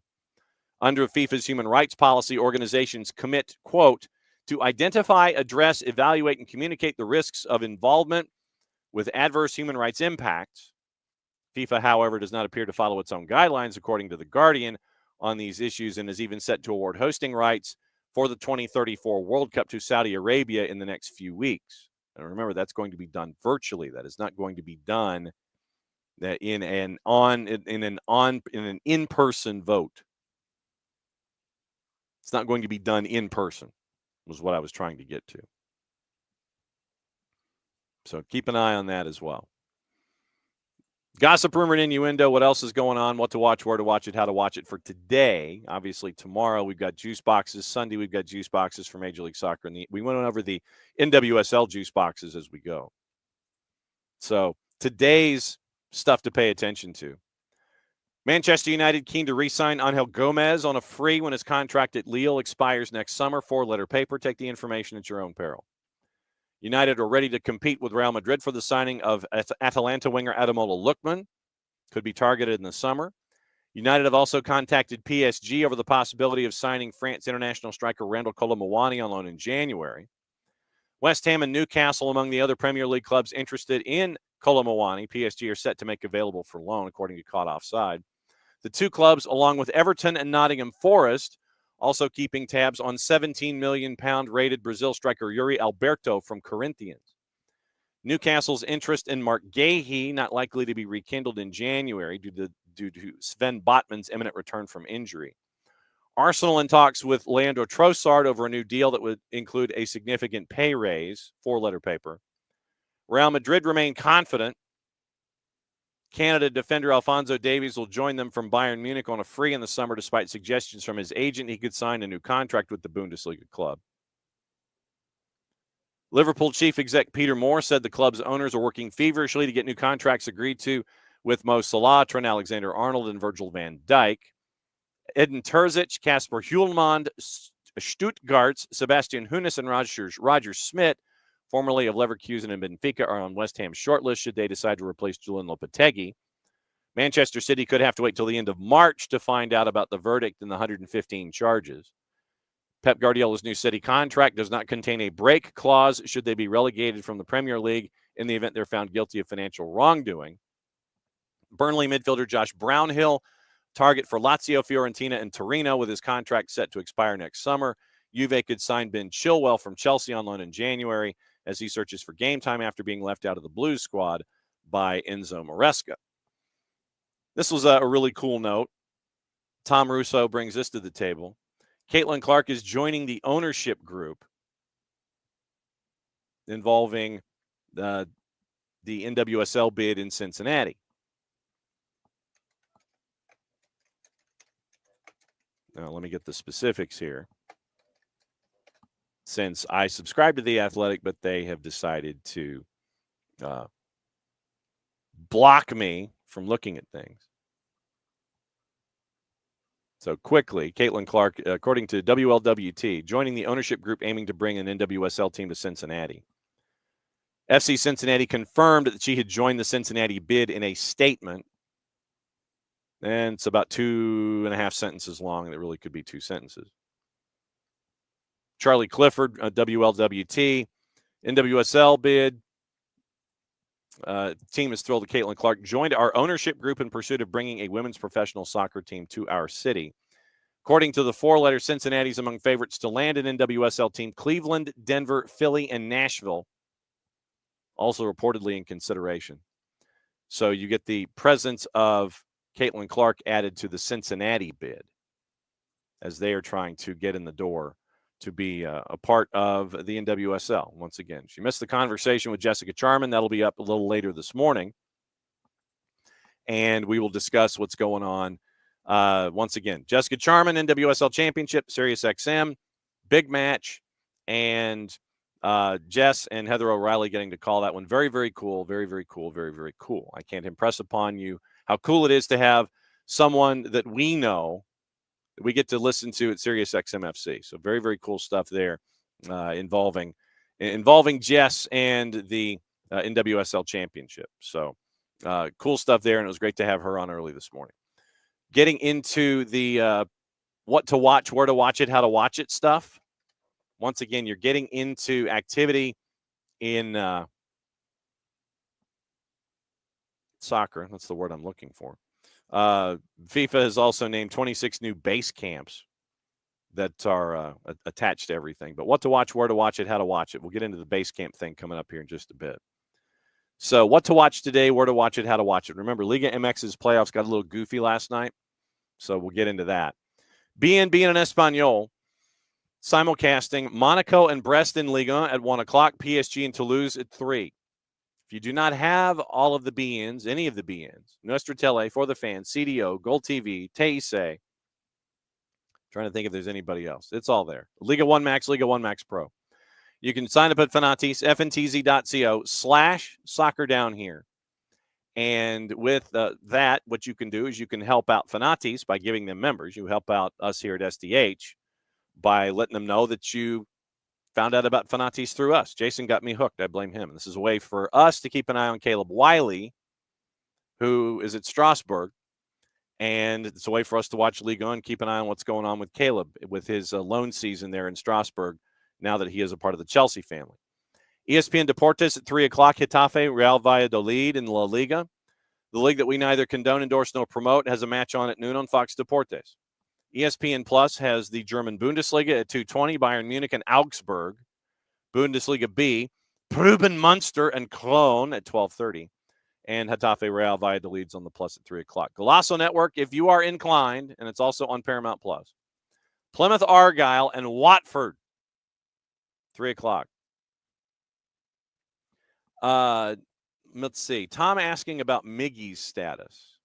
Miggy is still under contract at Newcastle. And so let me check the contract status. Newcastle United. This is what happens when you have a keyboard that is sticking now. It's like, I need a new keyboard. But it's like, it's not helping, because you want to hit the space bar and the space bar doesn't immediately respond. And so things kind of blend together and you have to go back and add a space bar. You have to add a space to it. Okay, so hitting detailed when it comes to players and their contracts. Miggy is under contract through the end of June of 2026. June 30, 2026 is the end of his deal. So you're looking at less than 2 years. So he's got about a year and a half left on his deal at Newcastle. And so David is like, you bring, or will he be No Team FC? Like I said, he's under contract for just under 2 more years at Newcastle. 30 years old as of February. He'll turn 31 February 10th. But there is discussion, and there were reports, and that's all there are. There's nothing concrete, but there are reports that Newcastle might be looking to move Almiron on. And, you can make the links back to Major League Soccer. Apparently, going into this past season, Charlotte had made an $18 million offer. Newcastle was like, no, blank off. But was that just Charlotte naming a number, and Newcastle trying to price them out of a deal? The talk is that it could be for 10. There could be interest there. And like I said, it's just talk. There isn't anything substantial, substantive, what have you. But it's just the stories and reports that are being floated out there right now involving Miguel. There is talk that 10 million might be a negotiating point. Remember, the talk about the proposed transfer collapsed. They had a verbal agreement back in, if you go to the Athletic back in August, there was a proposed transfer to Charlotte. It had fallen through after a wage dispute. Newcastle had a verbal agreement with Charlotte, but the deal collapsed after the player and his agent demanded higher wages. In response, Charlotte lowered their offer to $9 million, a figure deemed too low by Newcastle. Open to selling at the time, meaning Newcastle, but for the right price, not actively pursuing or pushing for his departure. 22, 23, 11 Premier League goals, crucial top 4 finish at the time. Premier League Player of the Month in October of 22. Scored their first Champions League goal.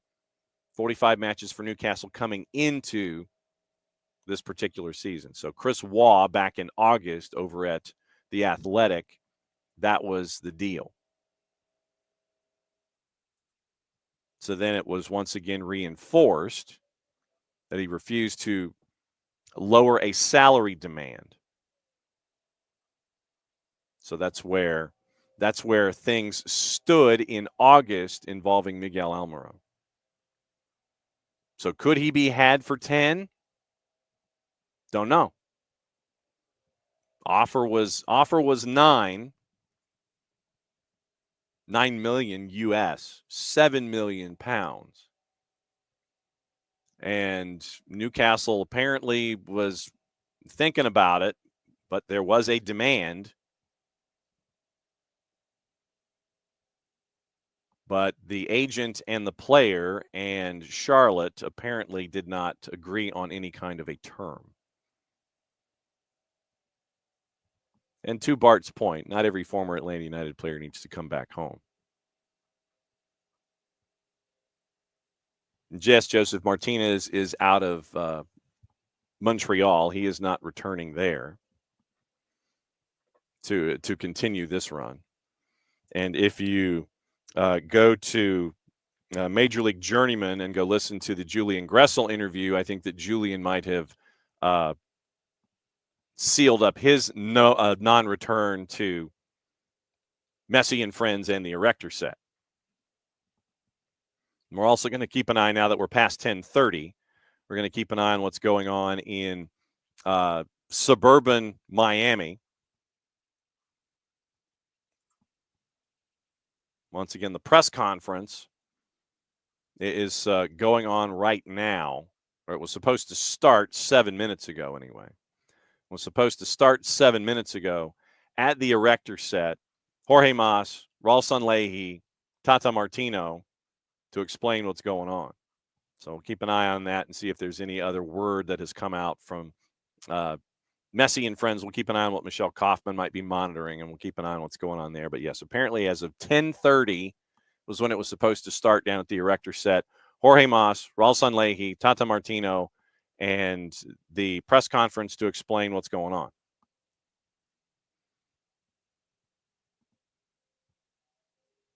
Not everyone cares. Tom is going on his rant again about the Erector set and me and what I'm discussing with Inter Miami. So Tom wondering about the sell-ons with Miggy. I think we did. And if you think about it, Tom, the way that it might circle back is that those monies might be taken up against the actual cost.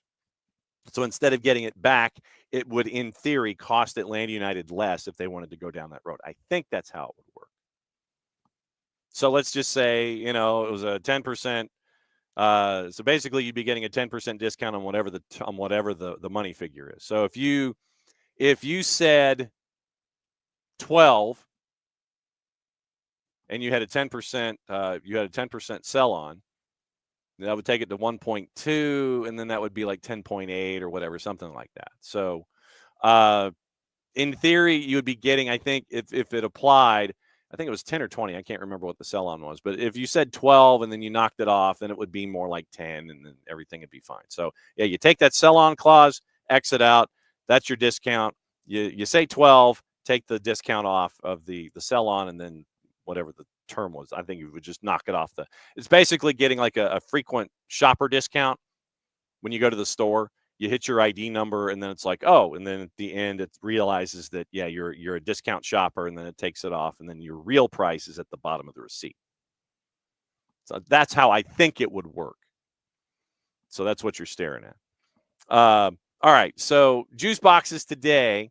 Actually, no, we forgot about, what am I saying? We forgot about the college stuff. What to watch, where to watch it, how to watch it. We'll get into juice boxes and everything else going on overseas. Division I women's second round starts at 2 o'clock today, and there's a lot. Friday, Sunday. Speaking of which, Division III, Emory, I'm guessing they've made it to Dubuque, Iowa to take on the Loras College Dewhawks. We caught up with Sue Patberg. Her conversation's up on the network as well, however you consume us, in an audio form or in video form. 3 at 2 o'clock on ESPN Plus. These are all on ESPN Plus for the postseason. 1 at 3:30, Kentucky and Notre Dame. 2 at 4 o'clock, Stanford, UConn, Michigan State, and Texas. 1 at 4:30 involving North Carolina. 5 o'clock, Wisconsin, Virginia. 5:30, Florida State and Vanderbilt. 6 o'clock, Colorado and Wake. 6:30, Texas Tech and Duke. 7 o'clock, Georgetown, Iowa, Washington and Mississippi State. 7:30, Cal and Arkansas. 8 o'clock, St. Louis and USC. And then at 10 o'clock, Virginia Tech and UCLA. This weekend, by the way, you have, if you are anywhere close to Columbus, Georgia, you've got a Southern Regional in Division II. Number 1 seed, Columbus State, they are hosting. They have activity later today, and then it's Friday, Sunday, I believe. Catch the conversation there, and it's noon and 3, I think, today. Columbus State's at 3 o'clock. So you can go to Columbus State, watch some Division II women's soccer as Columbus State's chasing after a championship. World Cup 26, FIFA named 26 new base camps. They also, I don't know if you ended up getting the notifications, but tickets are available, or at least you can sign up for the waiting list. So your favorite venues and your favorite joints are laying things out where you can start to get in line for tickets for the 26 World Cup here in 2024. By the way, I don't think we have anything official for the Women's World Cup in 27 yet either. So host cities have expanded. FIFA expanded the list of potential base camps for teams playing in the 26 World Cup. 24 new U.S. sites and 2 in Pachuca, Mexico. The hubs include sites in Alabama and Idaho. So here's your base camp brochure. Alexandria, Virginia, by the way. Birmingham, the Legion FC training facility, and the Hyatt Regency at the Winfrey. Boise State University. Chapel Hill, Colorado Springs, Columbia, South Carolina. And don't think for a second that the 80,000 of you that showed up for the Premier League friendly didn't influence this decision.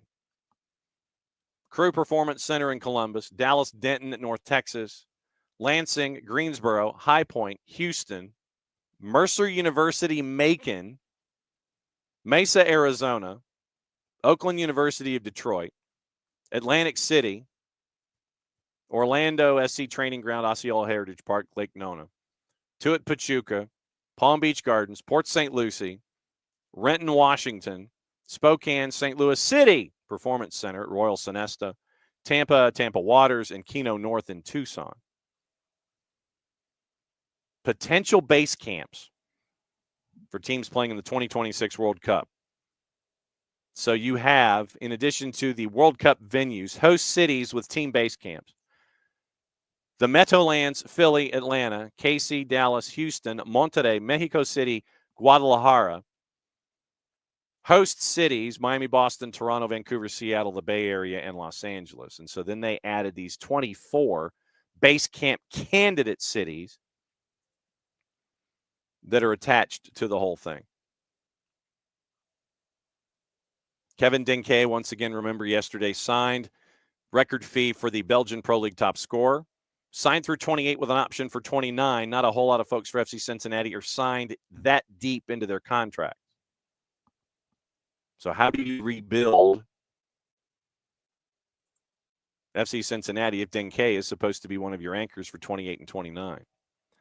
Last night on the men's side, by the way, in the NCAA, UMKC knocked off St. Louis 2-0, first-round play in the tournament. Gilles Munoz, Jeremy Francoux gave the Roos their first win in 12 against St. Louis, first tournament win since 2001. Furman won on the road in a shootout over North Carolina. Cal Santa Barbara won 1-0 at UCLA. Gardner-Webb, keep an eye on Gardner-Webb, 1-0 at Oregon State after a 2,750-mile journey. We'll see what's going on at Gardner-Webb. So winners, by the way, in opening round. UMass, Western Michigan, Cornell, West Virginia beat North Florida. Go Bart. North Carolina, Furman drew. Furman won 5-3 in PKs. Vermont, Akron, NC State, Maryland, Michigan, Providence, UMKC, UC San Diego beat UC Davis. Gardner-Webb beat Oregon State. UC Santa Barbara, Washington, and Seattle U were goalless. Washington won 3-0 in penalties. So the second round, 3 o'clock, Sunday afternoon on the Plus, Denver and Gardner-Webb.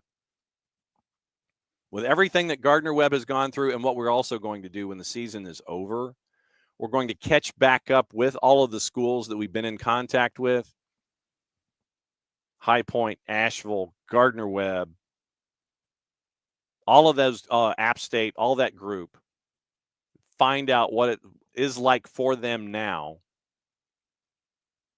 and how they're doing. Gardner-Webb advances through this weekend. Or screw that. Gardner-Webb, whatever happens this weekend, we're going to try and catch back up with them on Tuesday. I'm going to go ahead and lay that out now. We're going to go ahead and try and catch up with them on Tuesday. So that's what you're staring at. Let's see. What else is going on? I'm trying to see if there's anything else that is going on in and around the planet that I might have missed in my news releases, by the way. The availability for the Spirit is this afternoon at 1 o'clock. Giraldez, Ashley Hatch, Tara McEwen. Let's see. I'm trying to see if I've missed anything. I don't think I've missed anything news-wise, but that gets you into Division 1, Division 2, Division 3 on the men's side and on the women's side of things. Juice boxes, which seem to be a running theme, and I mean this in the sense of, yeah, I mean, it's cool and everything, but it is going against what I legitimately thought was going on. What I legitimately thought was going to happen. So we'll see. The end of the year press conference is going on right now. And so we'll see if there's any revelations, see if they mention Mascherano or anything like that. But juice boxes heading into this weekend. So juice boxes heading into the weekend. And we'll do it for both U.S. and for the Premier League now that everybody's getting back to play.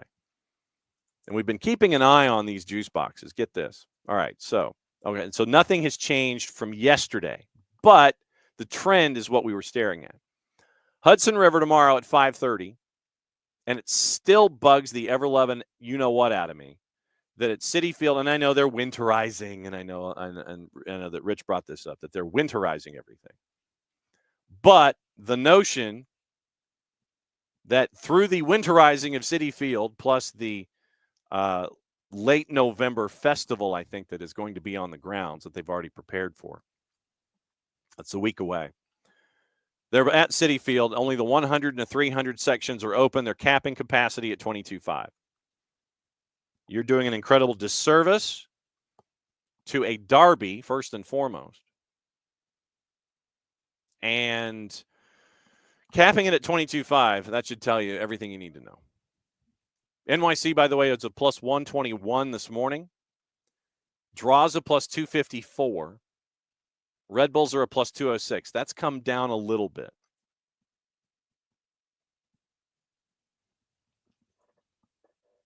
And as we've had in our conversations with Nico Moreno and everybody else, Red Bulls with Emil Forsberg are different. They're still Red Bulls. They're still Red Bullsian in their nature, but they're a little different with Emil Forsberg. I still think Red Bulls are going to get this one. I really do. NYC, just because they're, flying around all over the place. It's like, where are you? What's home for you? Where are you? All that stuff.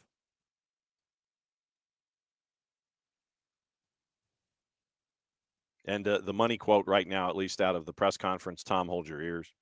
Strictly personal reasons, I have to leave the club. I cannot return next year. I need to be in Rosario. I had made the decision weeks ago before the first playoff game. So there you go. That's probably the revelation that's out of what's going on at the Erector set. I still think Red Bulls are going to get it here at a plus 206. LAFC, that number has decreased. LAFC and Seattle, the late night game, 10:30 tomorrow night. That match has kind of pulled itself back to the zeros. LAFC is a minus 104. Minus 104, plus 262 on the draw, 90-minute draw. Seattle's a plus 271. Like I said, you can go back and listen to what Nico said about Seattle. He was leaning toward the two LA teams, but once again, you can go back and listen to that conversation. So LAFC drawing back to even money. They're at a minus 104. Draws a plus 262. Seattle's a plus 271. LAG in Minnesota. And Nico, you remember yesterday, he thought that Minnesota could completely and totally throw not just a monkey wrench into the whole thing, but probably the whole tool set. And they could grind LAG to a halt. And when you've got a keeper like Dane St. Clair, folks in Atlanta know what it's all about when it comes to having a keeper that can stand on his head, make sure nothing gets behind him. Can Dane St. Clair do the same thing? At a plus 344. LAG a minus 147, draws a plus 312. Now the purple team's a minus 156. That one has changed a little bit. We bring Jarrett in here to wrap up the week. So, Jarrett, here's your up-to-date juice boxes involving Atlanta United and the purple team this weekend. Orlando City, a minus 156. 90-minute draws a plus 309. The number for Atlanta United has not moved since yesterday, but it has moved, and it has moved away from plus 100. It has actually gone up. Atlanta United on the road in Orlando, a plus 371. What say you, Jarrett Smith? I say Vegas generally knows things. I say let's see what happens because you're very much playing with house money. Yeah. You play loose against a team. Again, Orlando is here because of a soft penalty. Because they were 120 seconds away from spitting the bit against a Charlotte team that cannot score consistently. You obviously, I think we want to win at 90. You don't want to have to go against. You don't want to have to go against Liverpool in a shootout. Then look, I would hammer that plus 300 for Atlanta. Just not even on like an Atlanta bias principle, but on somebody looks like they might do a Cinderella, and you gave me a plus 300. Bet like that's gospel for me. Mm-hmm. Like a couple years ago when RSL was like the 8th seed or the 7th seed, and I think they made the Western Conference final or the Western Conference semis, and they were just like, they basically turned every game into a ground and pound. Yes. And just suffocated the game out, got it to penalties, moved on over and over again, while not being the better team, very clearly not being the better team. Correct.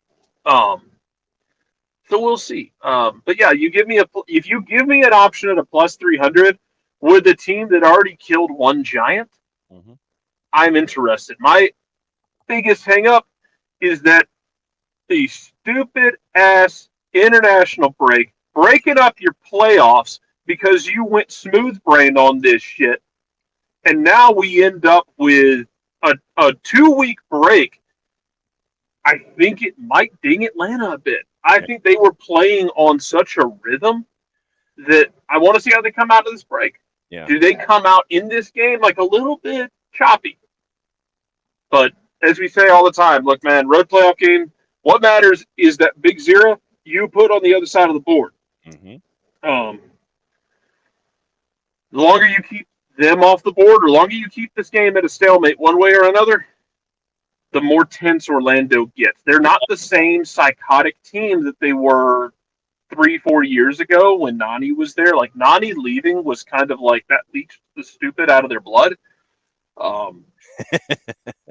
But well, look, and Nani was really talented, but like those teams with Nani were prone to implosion and were mentally soft as hell, man. Mm-hmm. Like that thing was a can of Cool Whip, a plastic container of Cool Whip, man. Like once you got inside, it collapsed. That was it. But I think this Orlando team is a bit tougher mentally, but they kind of hit a rough patch at the end of the season, including the Atlanta game at home where they were just slow to move. The longer Atlanta can drag this out, the more fun it gets and the more tense it gets for Orlando. Yeah, absolutely. And I think that's what you're staring at with a team with house money and a team that I think all the pressure is on the home side. I mean, Atlanta's with house money. Everything that we've seen, everything that we've read, all of the us against the world. It is a 9 seed. No one expected you to be here. Rob and everybody uniting under that one umbrella, and Orlando is like, yeah, okay, we're a minus 156 favorite. Team coming to town's a plus 371, but I want to see that check later on in the game. I want to see how tight things get. I want to see when they start getting tight if things don't go their way. If they don't get that early goal where they want to be on the edges and they want to work their way in, they want to come off of the left and the right, and then they want to try to raise hell for you at the top of the 18 with guys like Facu Torres. If that's not happening for them, when do they start gripping? When do they start acting stupid? That to me is the biggest. But I don't. It's not like the Nami teams. I don't think they have that. I don't think they do. I don't think this is going to be like those Nani teams that you're thinking about, where late in a game they get stupid and commit some stupid ass red card offense. Like, yeah, anyone's prone to that, but this is like, it's fun to make fun of those Nani era teams, but I don't think that's fair to put that on this Orlando team. Right. They're different. They've proven that they can be different. Now, can they handle another tight playoff game? Like, look, they took care of Charlotte in the first game of the playoffs, which was kind of weird. The second one was in Charlotte, and then you lose the shootout, and then the third one you got a soft penalty. You had it saved, by the way, and then you had the putback scored to create the situation that you have now. Because you still have to go through penalties and do that. I think they're mentally tougher. I do. It's fun to joke about those Nani teams. I don't think it's accurate anymore. Right. Now, if they go out there and prove me wrong, fine, and they want to go out there and act a fool, I'm not going to stop them. I just don't think it's an accurate depiction about what they are in 2024. I think that Oscar Pereira has them in a good place mentally. Now, can they score goals? Because they sure as hell didn't do that very much against Charlotte. And Charlotte's good defensively, but Orlando's going to have to find goals. Yep. And that's the biggest thing. The biggest thing that I'm looking at that first little bit. Atlanta, who was in rhythm, jumping into an environment in Orlando. If Orlando doesn't get anything early, then do they start pressing and pushing and doing, taking the unnecessary shot, making things easier for Atlanta defensively? That's where I'm looking at it here. When it comes to this lineup, what are you staring at with Atlanta United? What is your anticipated starting 11? Is it Dax? Is it Tristan? What are you looking at? I'm thinking it's Tristan in this one, and how much can Dax give me? That's kind of my question with Dax. Yeah. What's he got in the tank? Because like Dax will ping a couple of balls that are ruthless, like he did on the second goal in Miami, but Dax's tank doesn't fill up to full like it used to. How much can he give me? And that'll dictate whether it's him or Tristan. If he can give me 50 or if he can give me 35 or 40. That depends on who I start with and how I rotate it from there. That's just me. Yep. No, that's the big element I think that is attached to to all of this. The other games, what are you looking at from these other three as we head into this weekend here? Hudson River, LAFC. Hudson River's gonna be a rock fight. Man, so everyone bitching about the top seeds going out in the Eastern Conference or Miami being out just completely ignores the fact that the two Eastern Conference semifinal matchups are four teams that really hate each other in different ways. Mm-hmm. Like, it's not just Atlanta, Orlando, Red Bulls, and NYC. Like, yeah, those matchups hate each other. Guess what? Atlanta and Red Bulls hate each other too. Orlando and NYC got history too. Like, there's history all the way around. We have good, fun hatred involved in almost every single matchup you can get for the next three games in the Eastern Conference. I am delighted by this experience. Yes, absolutely. And the Tito holding the imaginary trophy over Kamar Lawrence's head. I mean, fine in a game but in a game that ultimately you didn't win. So, like, Tito can do that all he wants, but this is the same thing with, like, when we do the purple team thing, for me, is we can call them and trash them all you want. They finished ahead of you at the table. They get to swing around on you right now. True. But, yeah, Atlanta and Red Bulls, yeah, it's not a manufactured hatred. They don't like each other. No. NYC and Orlando have playoff history. NYC and Orlando was the game where they went to a shootout back in, I think it was 21. Or 20 or 21. And in the shootout, Gillespie got sent off for coming off his line early because he was already on a yellow card. Oh, the Rodrigo Schlegel. Yeah, and Rodrigo Schlegel had to hop in goal and make a save to get Orlando through, and then they go play. I think it was the Revolution the next game, and Orlando got like 2 red cards in like 10 minutes in the second half and imploded. Like, it was like the end of the Nani era. Is what it is. Yeah. So, yeah. West Coast. Yeah, West Coast. It part of me really wants both Seattle and Minnesota to screw up the traffic that just feels inevitable. Uh-huh. But also, again, if you will get off your ass, everybody, and look at the matchups, you can open the rings on this tree and find the history and find fun matchups here. LAFC and Seattle, not really fans of each other. Again, Seattle has kneecapped LAFC multiple times through their history. Obviously, El Trafico's a thing.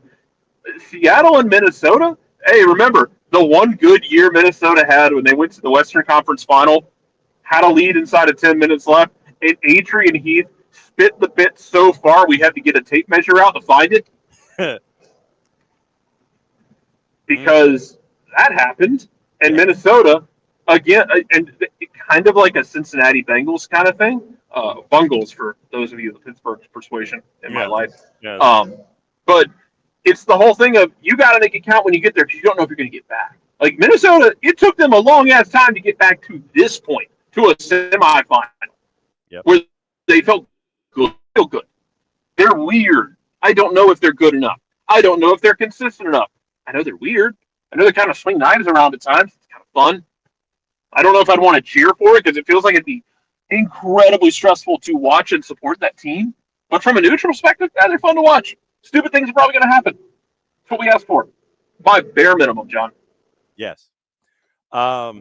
Nico actually thought that Minnesota could really gum up the works with LAG. I think they can too. I think it can make them miserable.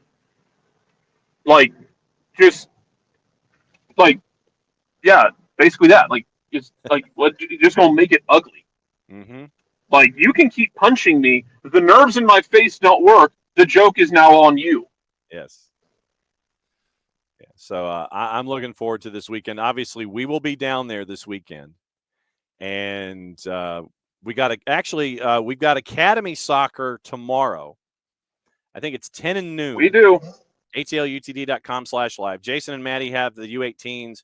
You and I have the U16s. After the match is over, I sprint to the airport to catch a flight to go down to Orlando, and we'll be down there in multiple manners, ways, shapes, and forms for the early game on Sunday with the doubleheader there. It is an NWSL championship weekend. Jessica Charman joined us at the beginning of the show, and it is a USL championship weekend. Michael Parkhurst joined us in hour number 1 to discuss that as well. So there you go. Juice boxes this weekend with the return of the Premier League. Chelsea, big favorite on the road at Leicester. They're the early game tomorrow, 10 o'clock. Arsenal, big favorite hosting Forest. Villa, big favorite hosting Crystal Palace. Bournemouth, a plus 141 at home at Vitality hosting Brighton. Everton, a plus 147 at home hosting Brentford. Fulham, minus 149 hosting Wolves at a plus 4.25. Manchester City, a minus 204 hosting Spurs. Sunday, doubleheader. Southampton, big underdog at home at St. Mary's at a plus 955, hosting Liverpool's a minus 333. Keep an eye on Russell Martin and his employ. Ipswich, a plus 413 as they host Manchester United. The 3D is back, by the way. Drew, at the end of the international window, now has a 3D. The Drew Dickinson diatribe is back and up and running. It will be out later this morning. So your 3D has returned with the return of the Premier League and everything else. Monday Night Football, it is Newcastle and West Ham. Newcastle's a minus 196. West Ham is a plus 531. For those of you that might have forgotten the standings heading out of the international window, and we're a couple of weeks away from festive fixtures. Liverpool 5 points clear. 2 Manchester City losses in a row, the big cause of that. Chelsea, Arsenal, and Forest and Brighton are all at 19 points. Difference among the 4 teams is 4 goals in goal difference. Fulham is 7th at 18 points, ahead of Newcastle on goal difference, ahead of Villa on goal difference. Spurs are in 10th at 16 points, ahead of Brentford on goal difference.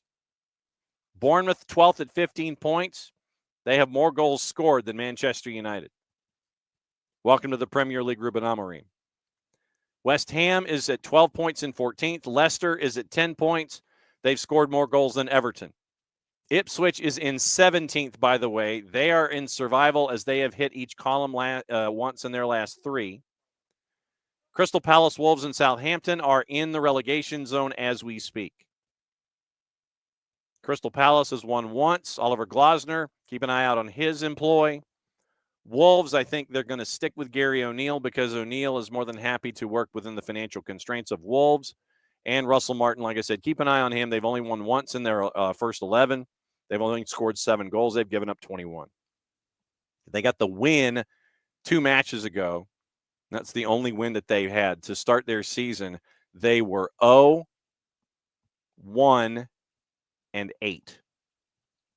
Had 1 point in their first 9 matches. Then they won, and then they've lost. So Southampton, keep an eye on Russell Martin. Crystal Palace, keep an eye on Oliver Glasner. And West Ham is freaking out, and so keep an eye on Julian Lopetegui. So that's where we are. Once again, we're going to be in Orlando a lot. We're going to be doing a lot of stuff. We got college. We got pro. We got a lot of things. Got a lot of things going on. So we'll keep an eye on all of that. Thanks to all of you folks for yet another fantastic week.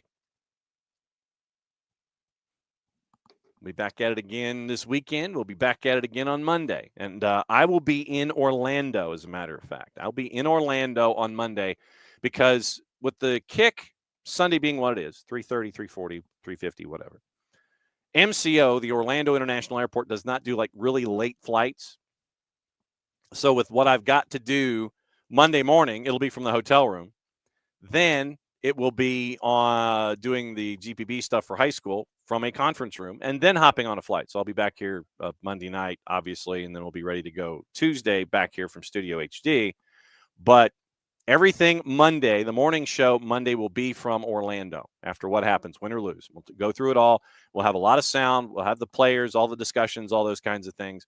We'll get you ready for that on Monday. So Monday, we're going to talk about Atlanta United and the Purple Team, find out what happened, and we'll go from there. But once again, thanks to all of you folks for hanging out with us for yet another week. And back at it again all weekend long, and then we'll be back at it again 9:05 on Monday morning. So less than 70 away. Thanks to Jess. Thanks to Michael Parkhurst. Hopefully they get either to their event and from their event home safely, and we'll go from there. But once again, thanks to all of you guys for yet another great week here at SDH. Play it safe, everybody. Check out the content on all of our social media, on the YouTube, on the Instagram, on the Facebook, on wherever we are. So check it all out. We got a bunch of things going a bunch of different directions. You got college, you got pro, you got stuff this weekend. For everybody here at SDH, I'm just John. Thanks for dropping by, as you always do. That's it for yet another week. See you in Orlando. See you back here on